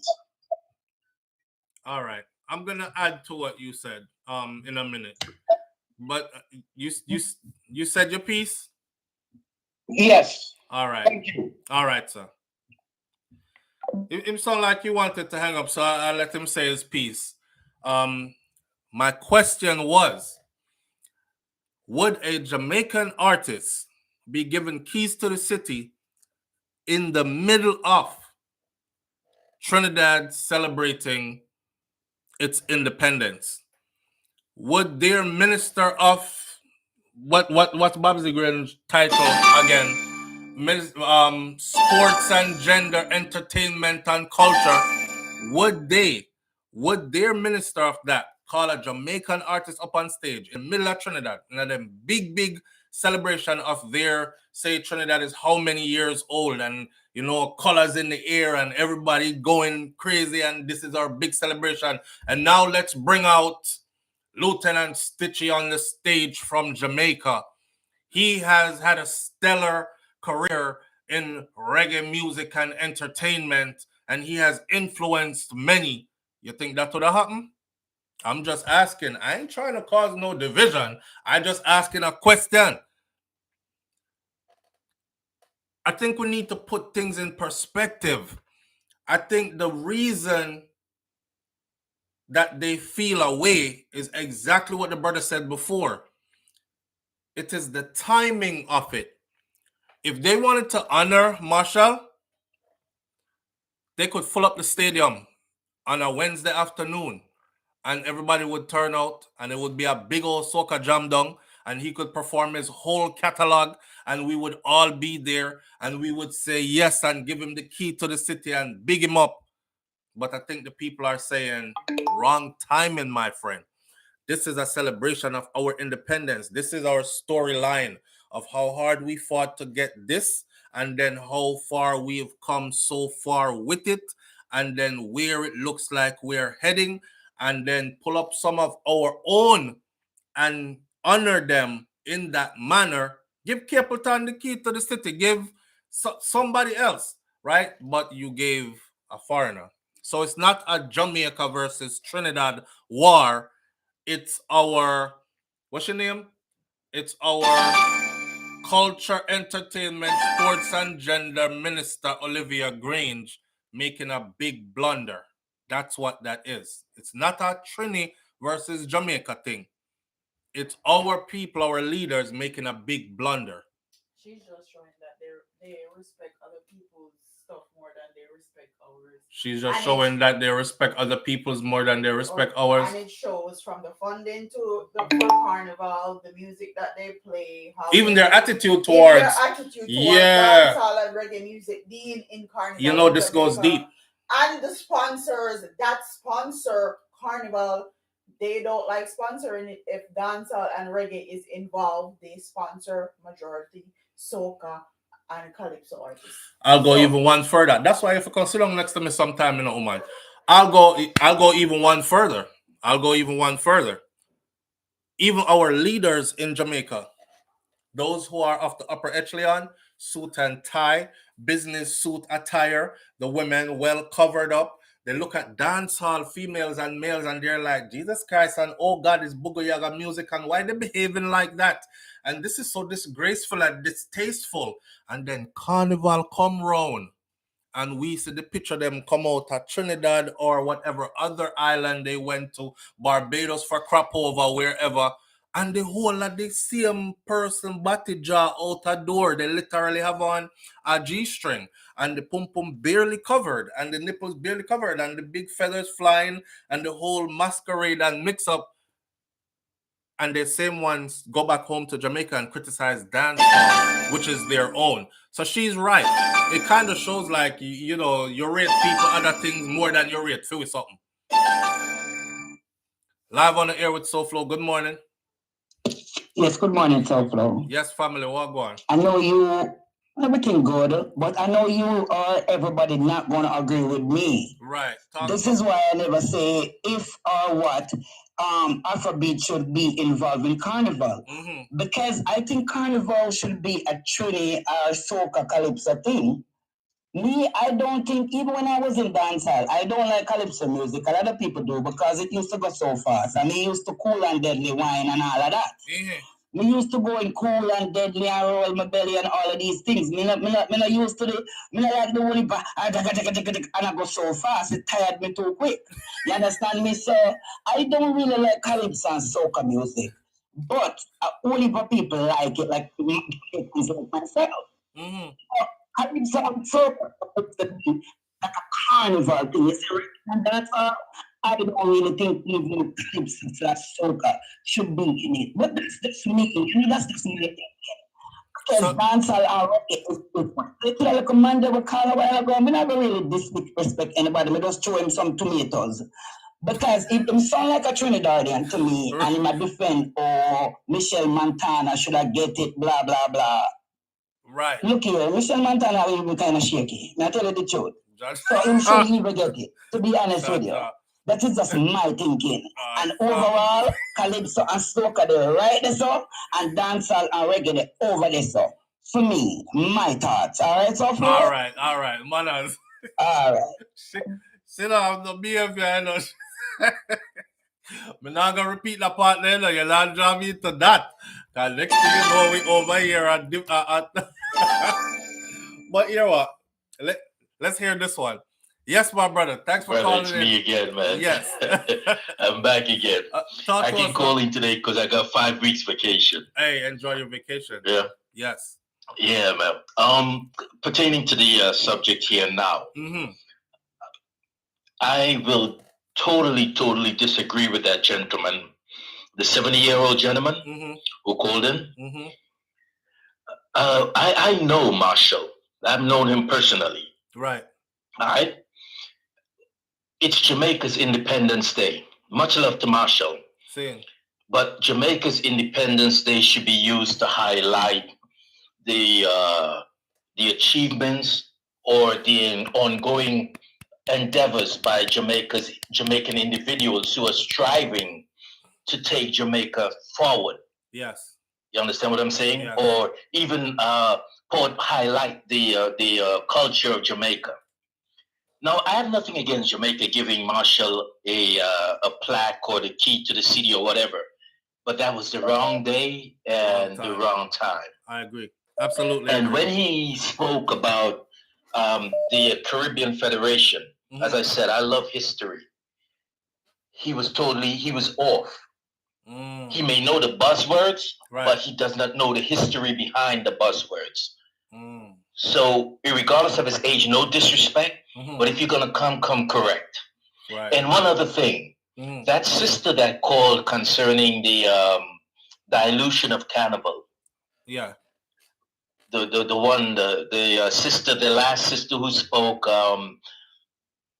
after me the last time that I called there. I'm gonna say straight up, if I was still in the States, I would have asked her to marry me because damn, she got some good arguments.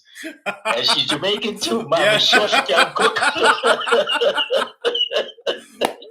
But no, she can't cook like Angela. The voice of reason. But damn, she got some arguments. Yes. Yes. She got that argument. Yes. She even seriously, she even made me rethink. All right, sir. You understand what I'm saying? You know what the beautiful thing is? Much respect to her. Yeah, the beautiful thing is to be able to be open to listening, right? And not to be just stuck on your own thing. Like, this is what I believe in. It's never changing. Absolutely. I appreciate you, my brother, and thank you. And bro, my brother, listen really quickly. I'm listening. I've heard you talk about your fight with the gym and all of these things. I'm 52. And I train a whole lot. I'm well trained. Right. If you need a hand with the gym, let me know. I can give you some pointers on that, my man. Yeah. Okay. My thing with the gym is just not getting the time to get there because I'm caught up in. Yeah. That's it. So I just have to focus and lock in on going there religiously, and the rest will take care of itself.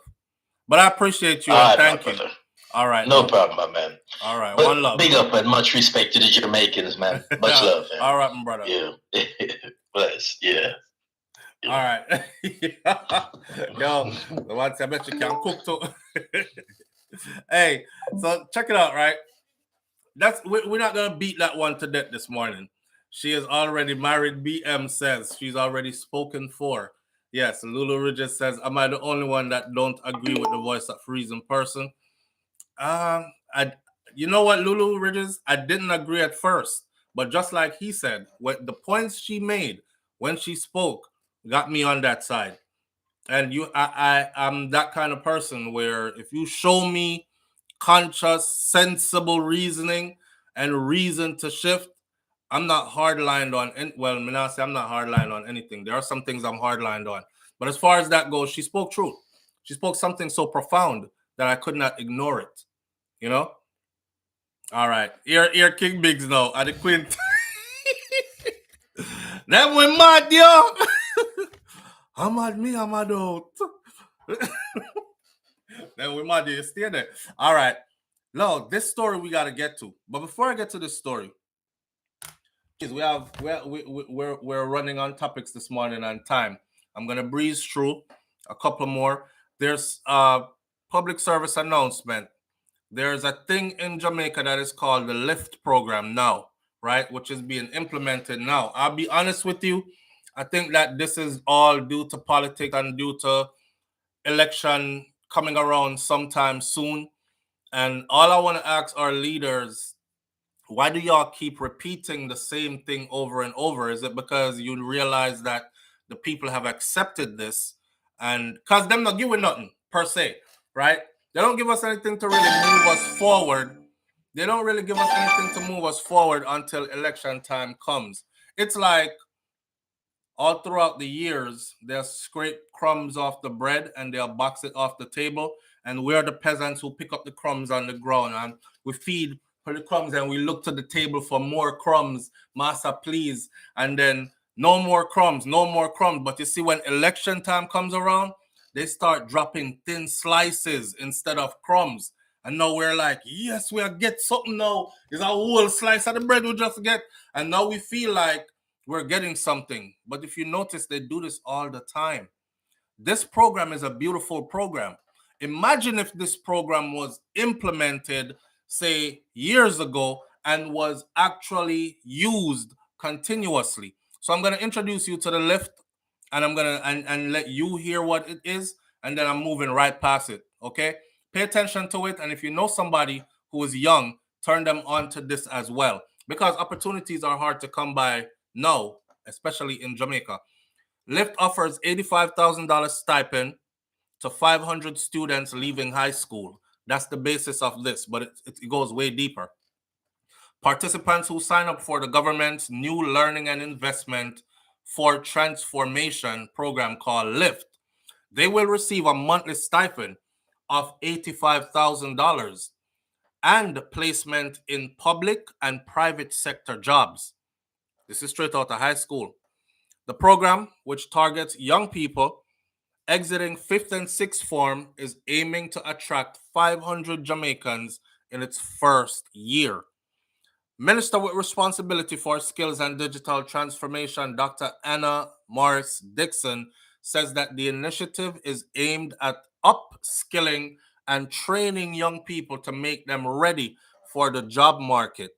A lot of youths get out of school and them just stuck right there. So, especially if you come from a family that doesn't have the resources to send you further, right? You're pretty much stuck right there. So something like this, and it has way more stuff to it.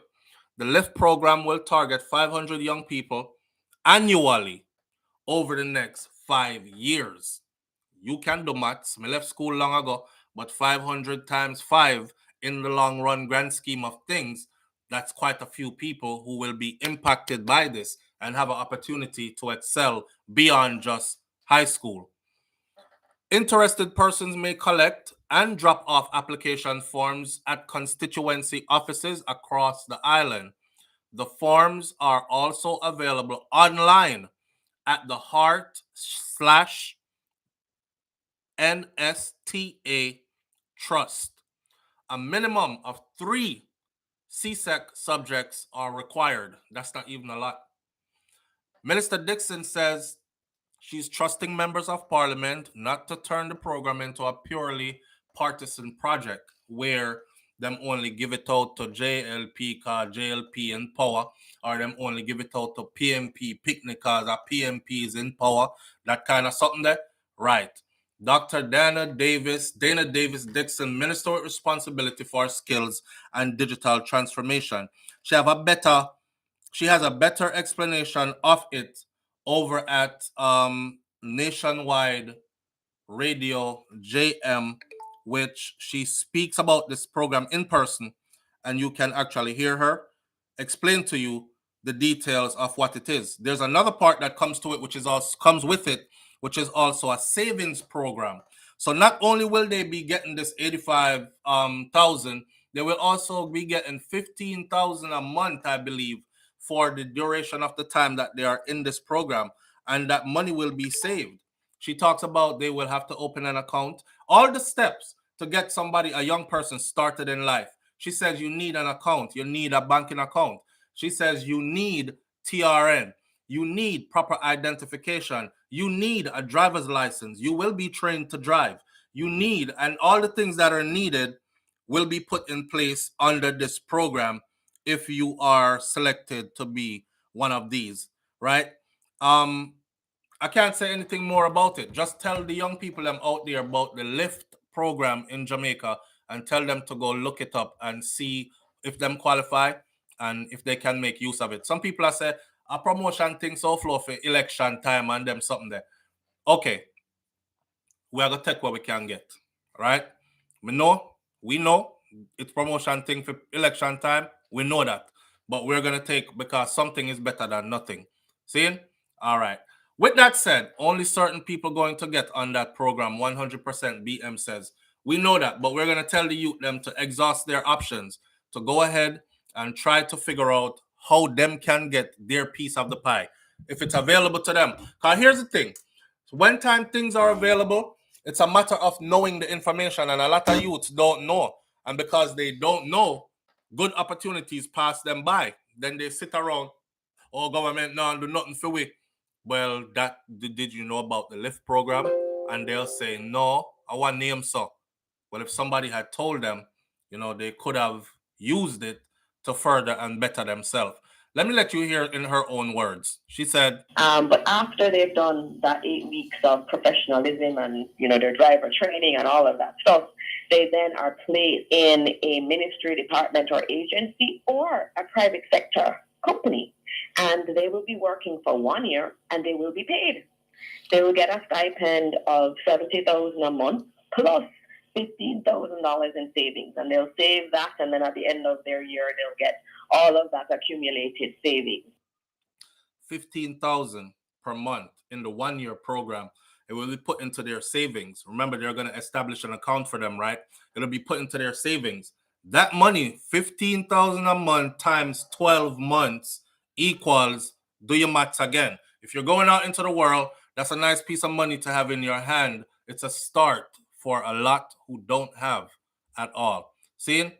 And she finished. And so the final decision doesn't rest at an MP level. It's just really the conduit for sending through the applications. The applications are also online too. But at the end of the day, it is HEART that is making the selections of the individuals. And what we want to do, as I said, is ensure that we have people from everywhere, not just concentrated in any particular area. All right. And when she says that, she means skill set. Not just particularly concentrated in one particular skill set. They want people from, with many different interests in different areas. See, if your parents not wearing green, I hate that for you. Remember, I know the other day, the politician with them kill over, I believe it was St. Catherine or Portmore, somewhere over there. So this is one of the things that they said. They said, yeah, and get things done in the area, but if you don't vote for theme party, or if you don't wear theme colors, you're dead first before you get an opportunity. He was in charge of many things to include the farm work program, I believe. Some man there say, yo, send me out for farm work now. Want nothing go on for me, can't get nothing here.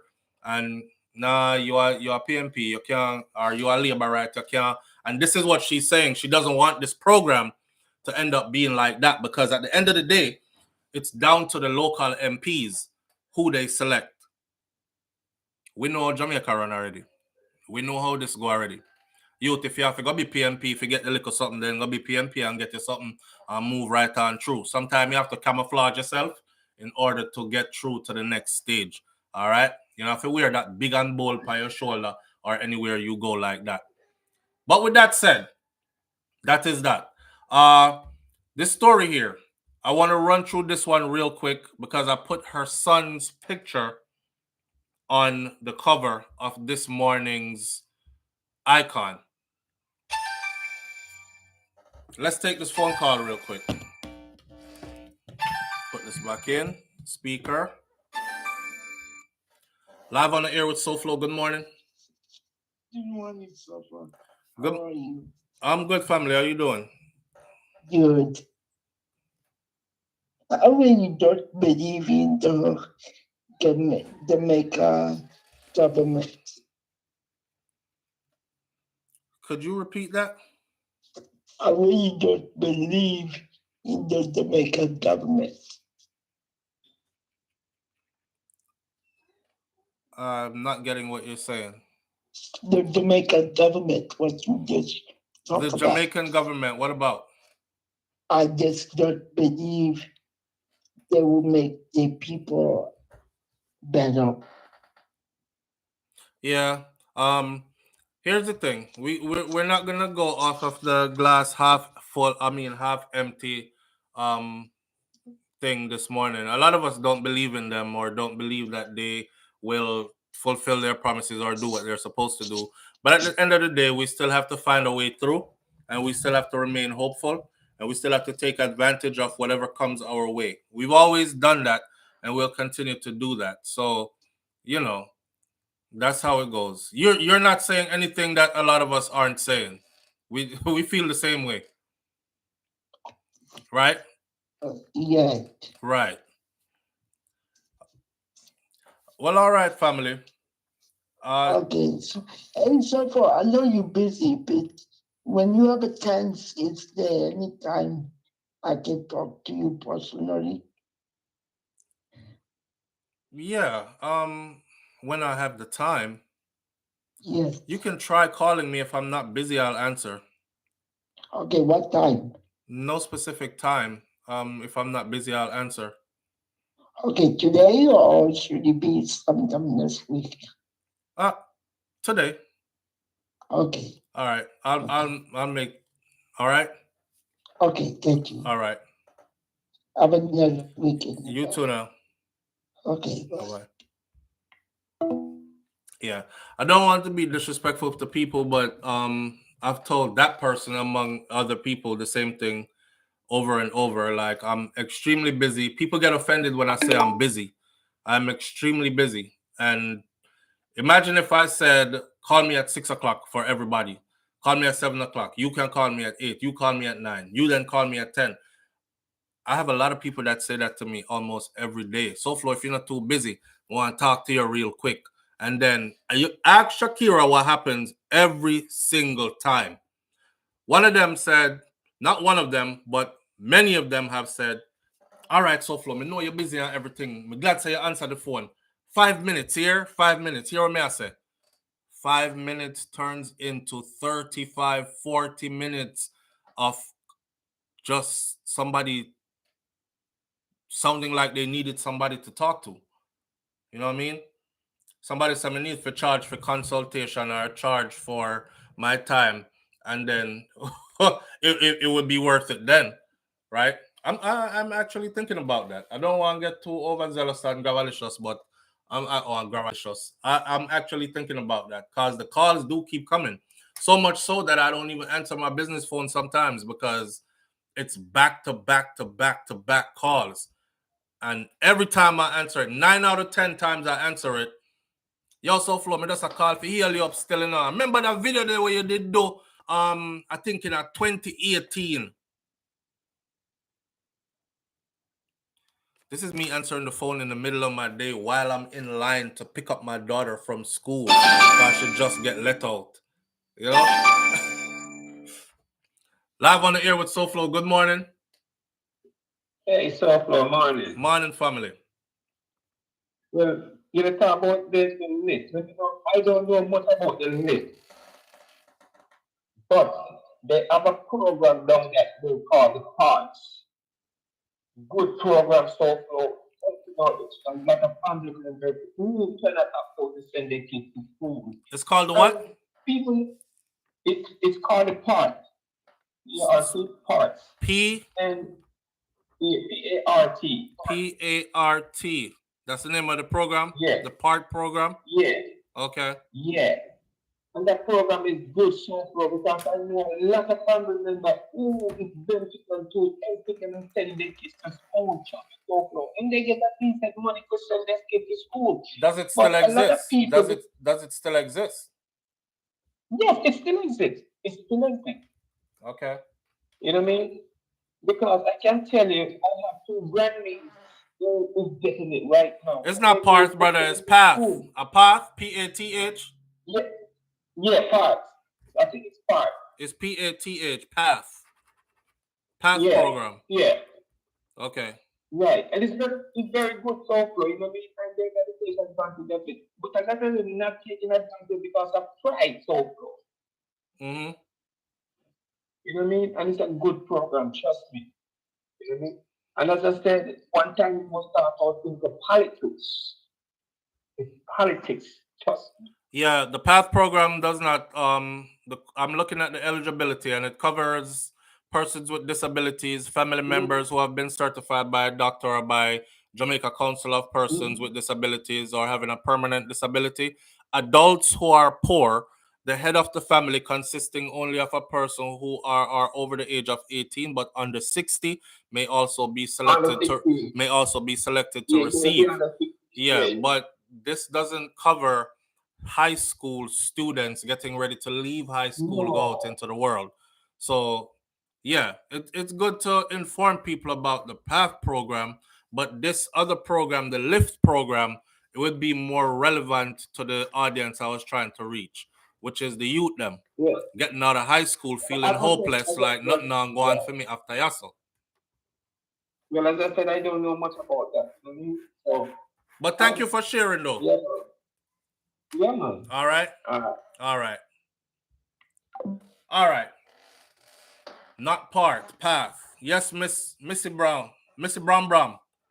Path. And I'm just gonna look it up. We live in a 2023, a two computer screen we have here in front of us. So it's easy to just jump on and figure out what it is. So thanks to the brother for trying to impart some knowledge, but that wouldn't be beneficial to a youth that's coming out of high school. And he's like, I don't know where I'm going from here. Cause mama them can't afford to send me go a UE. And no job, no work. Everybody has say, me need 2 years or 5 years of experience before them can hire me. I mean, I have no other kind of training except for school, high school, up to my graduation. So this lift program would be for them. I don't think the lift program is gonna be broad enough because it's only taking $500 per year, but it's a start. It's a start. And like I said before, something better than nothing, right? And election time will come, so everything I give away. Go figure. Our last story for the morning now. Last story for the morning. And I noticed that we got extended this morning. It's to make up for yesterday. I missed you yesterday. I felt like I owed this to you today. This lady says, make my son be the last one. And I always have this thing about me where I said, when you pass away and nobody speaks about you after, you are truly dead. Matter of fact, I think it's an African proverb because I heard somebody said that it was. An African person said that it was. And it kind of stuck with me. And I don't want this young man's life to be in vain. I put his picture up on the icon this morning. Real handsome young youth. I can't imagine losing one of my sons under these conditions. So I, with empathy, relate to this story. Alligator Pond, Manchester. Grieving Manchester mothers urging beachgoers in the Alligator Pond area to adhere to the warnings of locals to stop ignoring the no swimming signs that are there. Now listen, if the government put up big old do not swim in this water and no swimming allowed here, and you'll be unruly and pass them here where government are talk about and chuck off into the water, your family don't have nothing to get because the government officials will go out there and point at the sign and say, your son could have read, mom? And you're going to say, yes, him can read. Him go school a bright picnic. Okay, you see how big the sign is, mom? Oh, God, me see it. Well, you see how much of them out here, mom? Yes. Him couldn't miss them. So him ignore it and jump into the water and drown. Right? That's what they're going to say. Right? Me say, me not swimming in nobody a water will have the word alligator in it.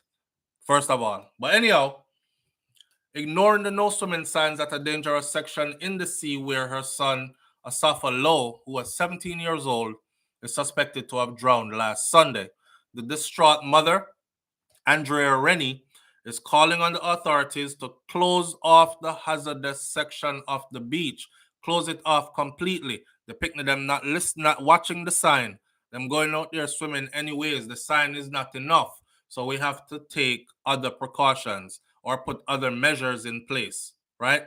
The area known as River has been the scene of numerous drownings over the years, including 2 in the past week. Locals have repeatedly warned visitors to swim in a river instead of the sea. They need to close off the place so that nobody else drown in it. Nobody is supposed to be going in that water. So tell the Prime Minister, Mr. Andrew Holness, that he needs to do something about it. This is what Rennie said by telephone on Thursday. Coming down here and covering the story, putting it on the news, this is not going to solve the problem. So we need to get the authorities to close it off completely. Make my son be the last victim, she said. Lowe, who is a resident and mechanic of Endeavour District near Mile Gully in northwest Manchester, is suspected to have drowned at the dangerous spot. A police report said that about 2:30 p.m. on Sunday, he and his friends went swimming at the beach in Alligator Pond when he reportedly got into difficulties and was seen sinking under the water. Efforts to recover his body up to mid-afternoon on Thursday have so far been unsuccessful. So it's not the person that I told you all about, the person that drowned in at the same place. It's not the person I told you about. It's somebody new this drowned there. Wow. Because they said up to 2 this week, right? The incident follows last week Monday's suspected drowning of the Canadian Trevino Sutherland, which is the one I told you all about. 23 years old at the same place, same beach. A police report that around 5:30 p.m., Sutherland, a warehouse worker from Ontario, and his family members visited the beach, and while swimming, he encountered difficulties as well. I've been told by people from there that SouFLo, the current there is like super strong. One guy said he was standing out in the water and the water was only about up to waist deep when he was in the water. So you have the whole rest of your body up out of the water. You think you can manage that water, right? And he said the current pulled and flipped him. And before he knew it, he didn't know which direction he was supposed to swim in from only waist deep. I would advise people to just not go there, period. Police said that he was rescued by a passerby who attempted to resuscitate him, but all the efforts failed. He was pronounced dead at the Mandeville Regional Hospital, 18 miles away from that beach. In the meantime, the Jamaica Observer was told that Lowe relocated from his family home in Endeavour near Mile Gully and was working as an apprentice at a body shop in the corporate area. That's the young man, the 17-year-old. Rennie is hoping that her son's body will be recovered. Me and my mother, in my position now, tell me, what would you do? It's been 4 days, she said, breaking down in tears. Right now, I have 2 other kids. I don't know what to do right now.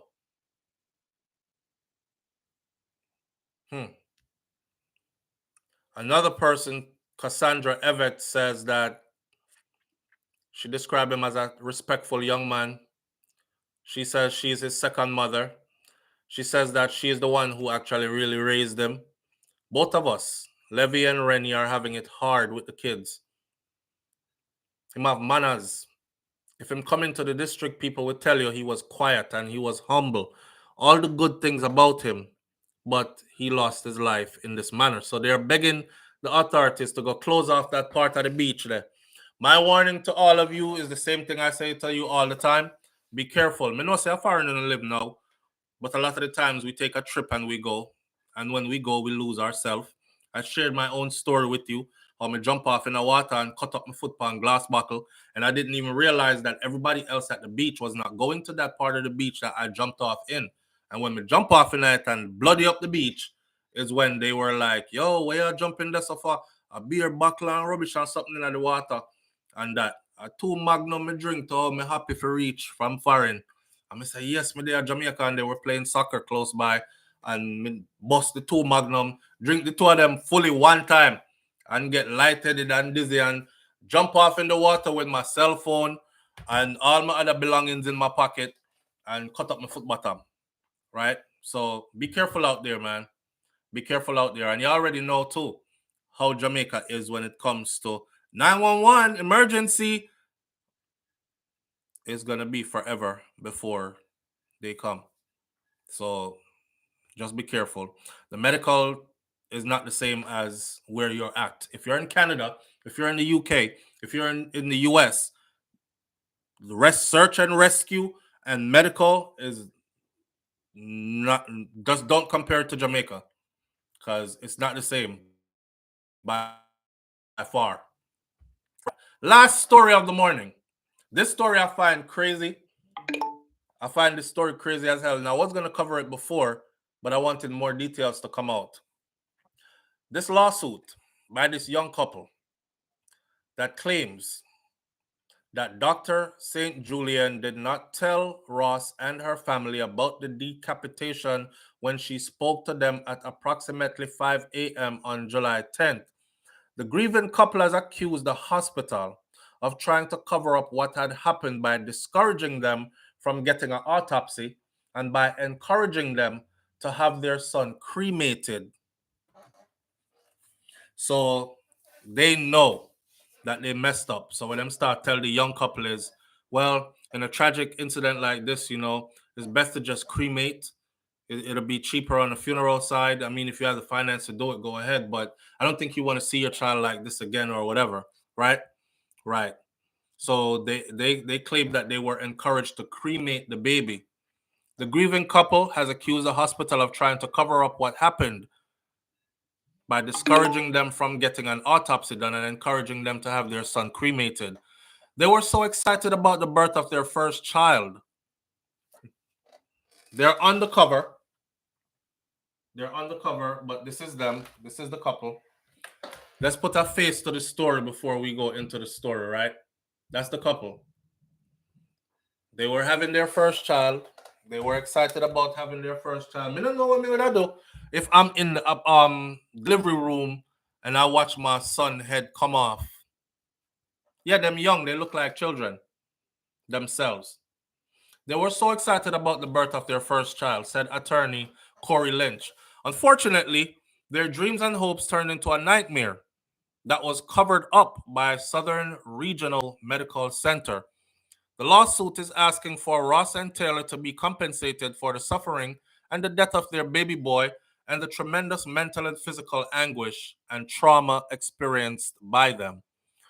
Edmund claimed that by the time Ross was taken in for a C-section, the fetal monitor had stopped registering a heartbeat. The couple had asked for a C-section earlier when they believed that the baby could still have survived, but they were denied the C-section. Along with Dr. St. Julian and Premier Women's OBGYN LLC, a healthcare group, St. Julian is a member of several nurses at the hospital, are also accused of gross negligence in the couple's lawsuit, as the couple claims that they did not follow proper procedure once they knew that the baby's shoulders had become stuck. The baby's shoulders become stuck. Baby's trying to come out. Calls to St. Julian's office went unanswered, and the email message was not returned immediately. Southern Regional said that the statement, it could not discuss treatment for particular patients due to privacy laws, HIPAA and all that, but it denies the allegations against it, saying they played no part in this. It's heartfelt. Thoughts and prayers are with them and their care provider. Our commitment to provide compassionate, quality care to every single patient and their loss is heartbreaking. In latter added that St. Julian was not an employee at the hospital and it had taken the appropriate steps to respond to the unfortunate situation. So Dr. Tracy St. Julian is her name. The hospital is saying she was not an employee here.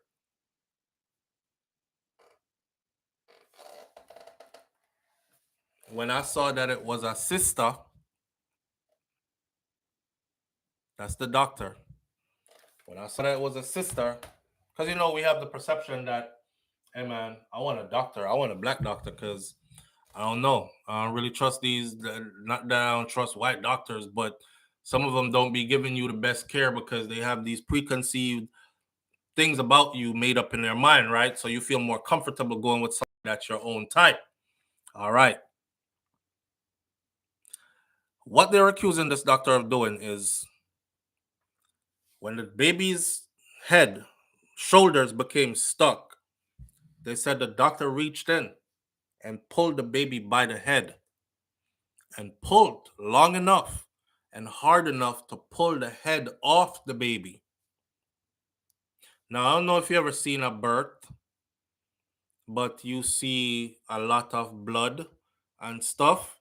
So when the baby head come off, you as a mom up here going through your contractions and pushing and all that, you're not going to know that your baby head just came off.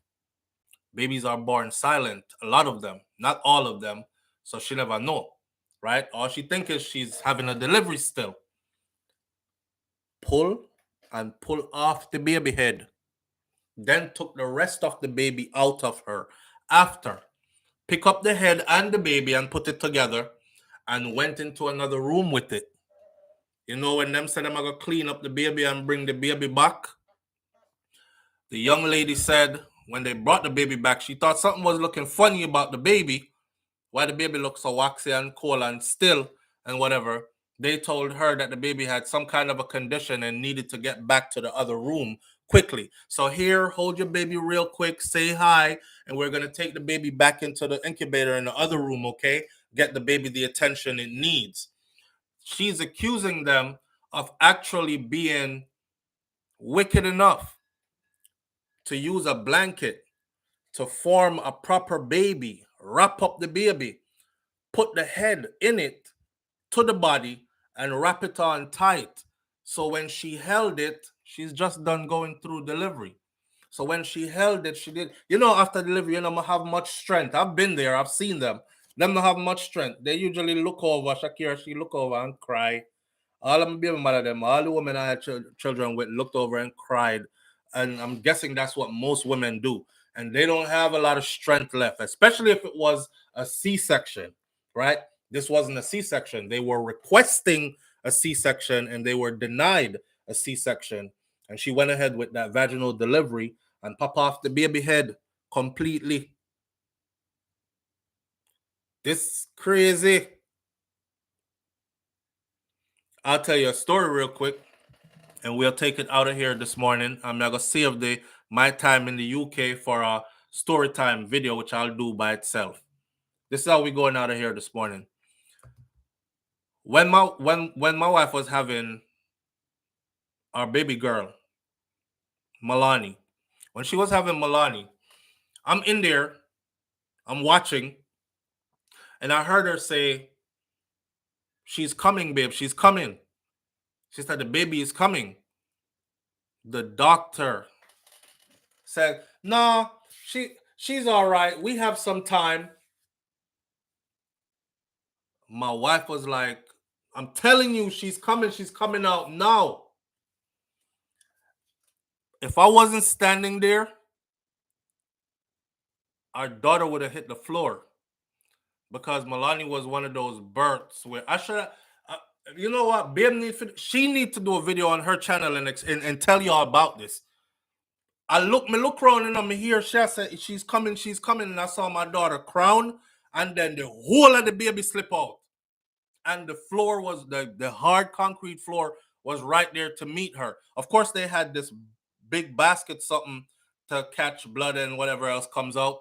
But if she fell into that, it's thin. It's a thin kind of material, the hard plastic, that she would have hit the floor. She would have hit the floor. And when she said she's coming, I'm glad I trusted her voice. Because as soon as she said it, right, she's like, "No, I'm telling you." The doctor turned her back to her and said, "No." And just now starting to put on gloves. And the baby all the way out already. And I witnessed it. I was right there. If I wasn't right there, if I said, "No, she is coming," she did like this, bam, and spin around and catch the baby. So y'all be careful out there. All right? Your daughter have a picnic, you pregnant having a baby, sister, auntie, whoever, be careful and tell them about things like these and make sure so them have somebody in there with them, because these places often make mistakes and then they turn it around on you. Them go doctor up your baby, bring back the dead baby. You so tired, you not paying attention, you don't have anybody else in there to witness it with you. And then later on you will hear, the baby was born still, or the baby was born and doing fine, but later on developed blah, blah, blah, and died from this natural condition and cause, when it's a lie. It's a lie. Real talk. With that said, we're going to leave this one right here. I wish them all the best. Their lawsuit is up. They're 21 years old. Young couple. I wish them all the best. Nothing can bring back that baby. I can't imagine a mother knowing that that's how her baby left the world. As it born, it left the world in that manner. Pull off the baby head. Literally decapitated the baby and wrap it back up to look like it's still together and gave it to her.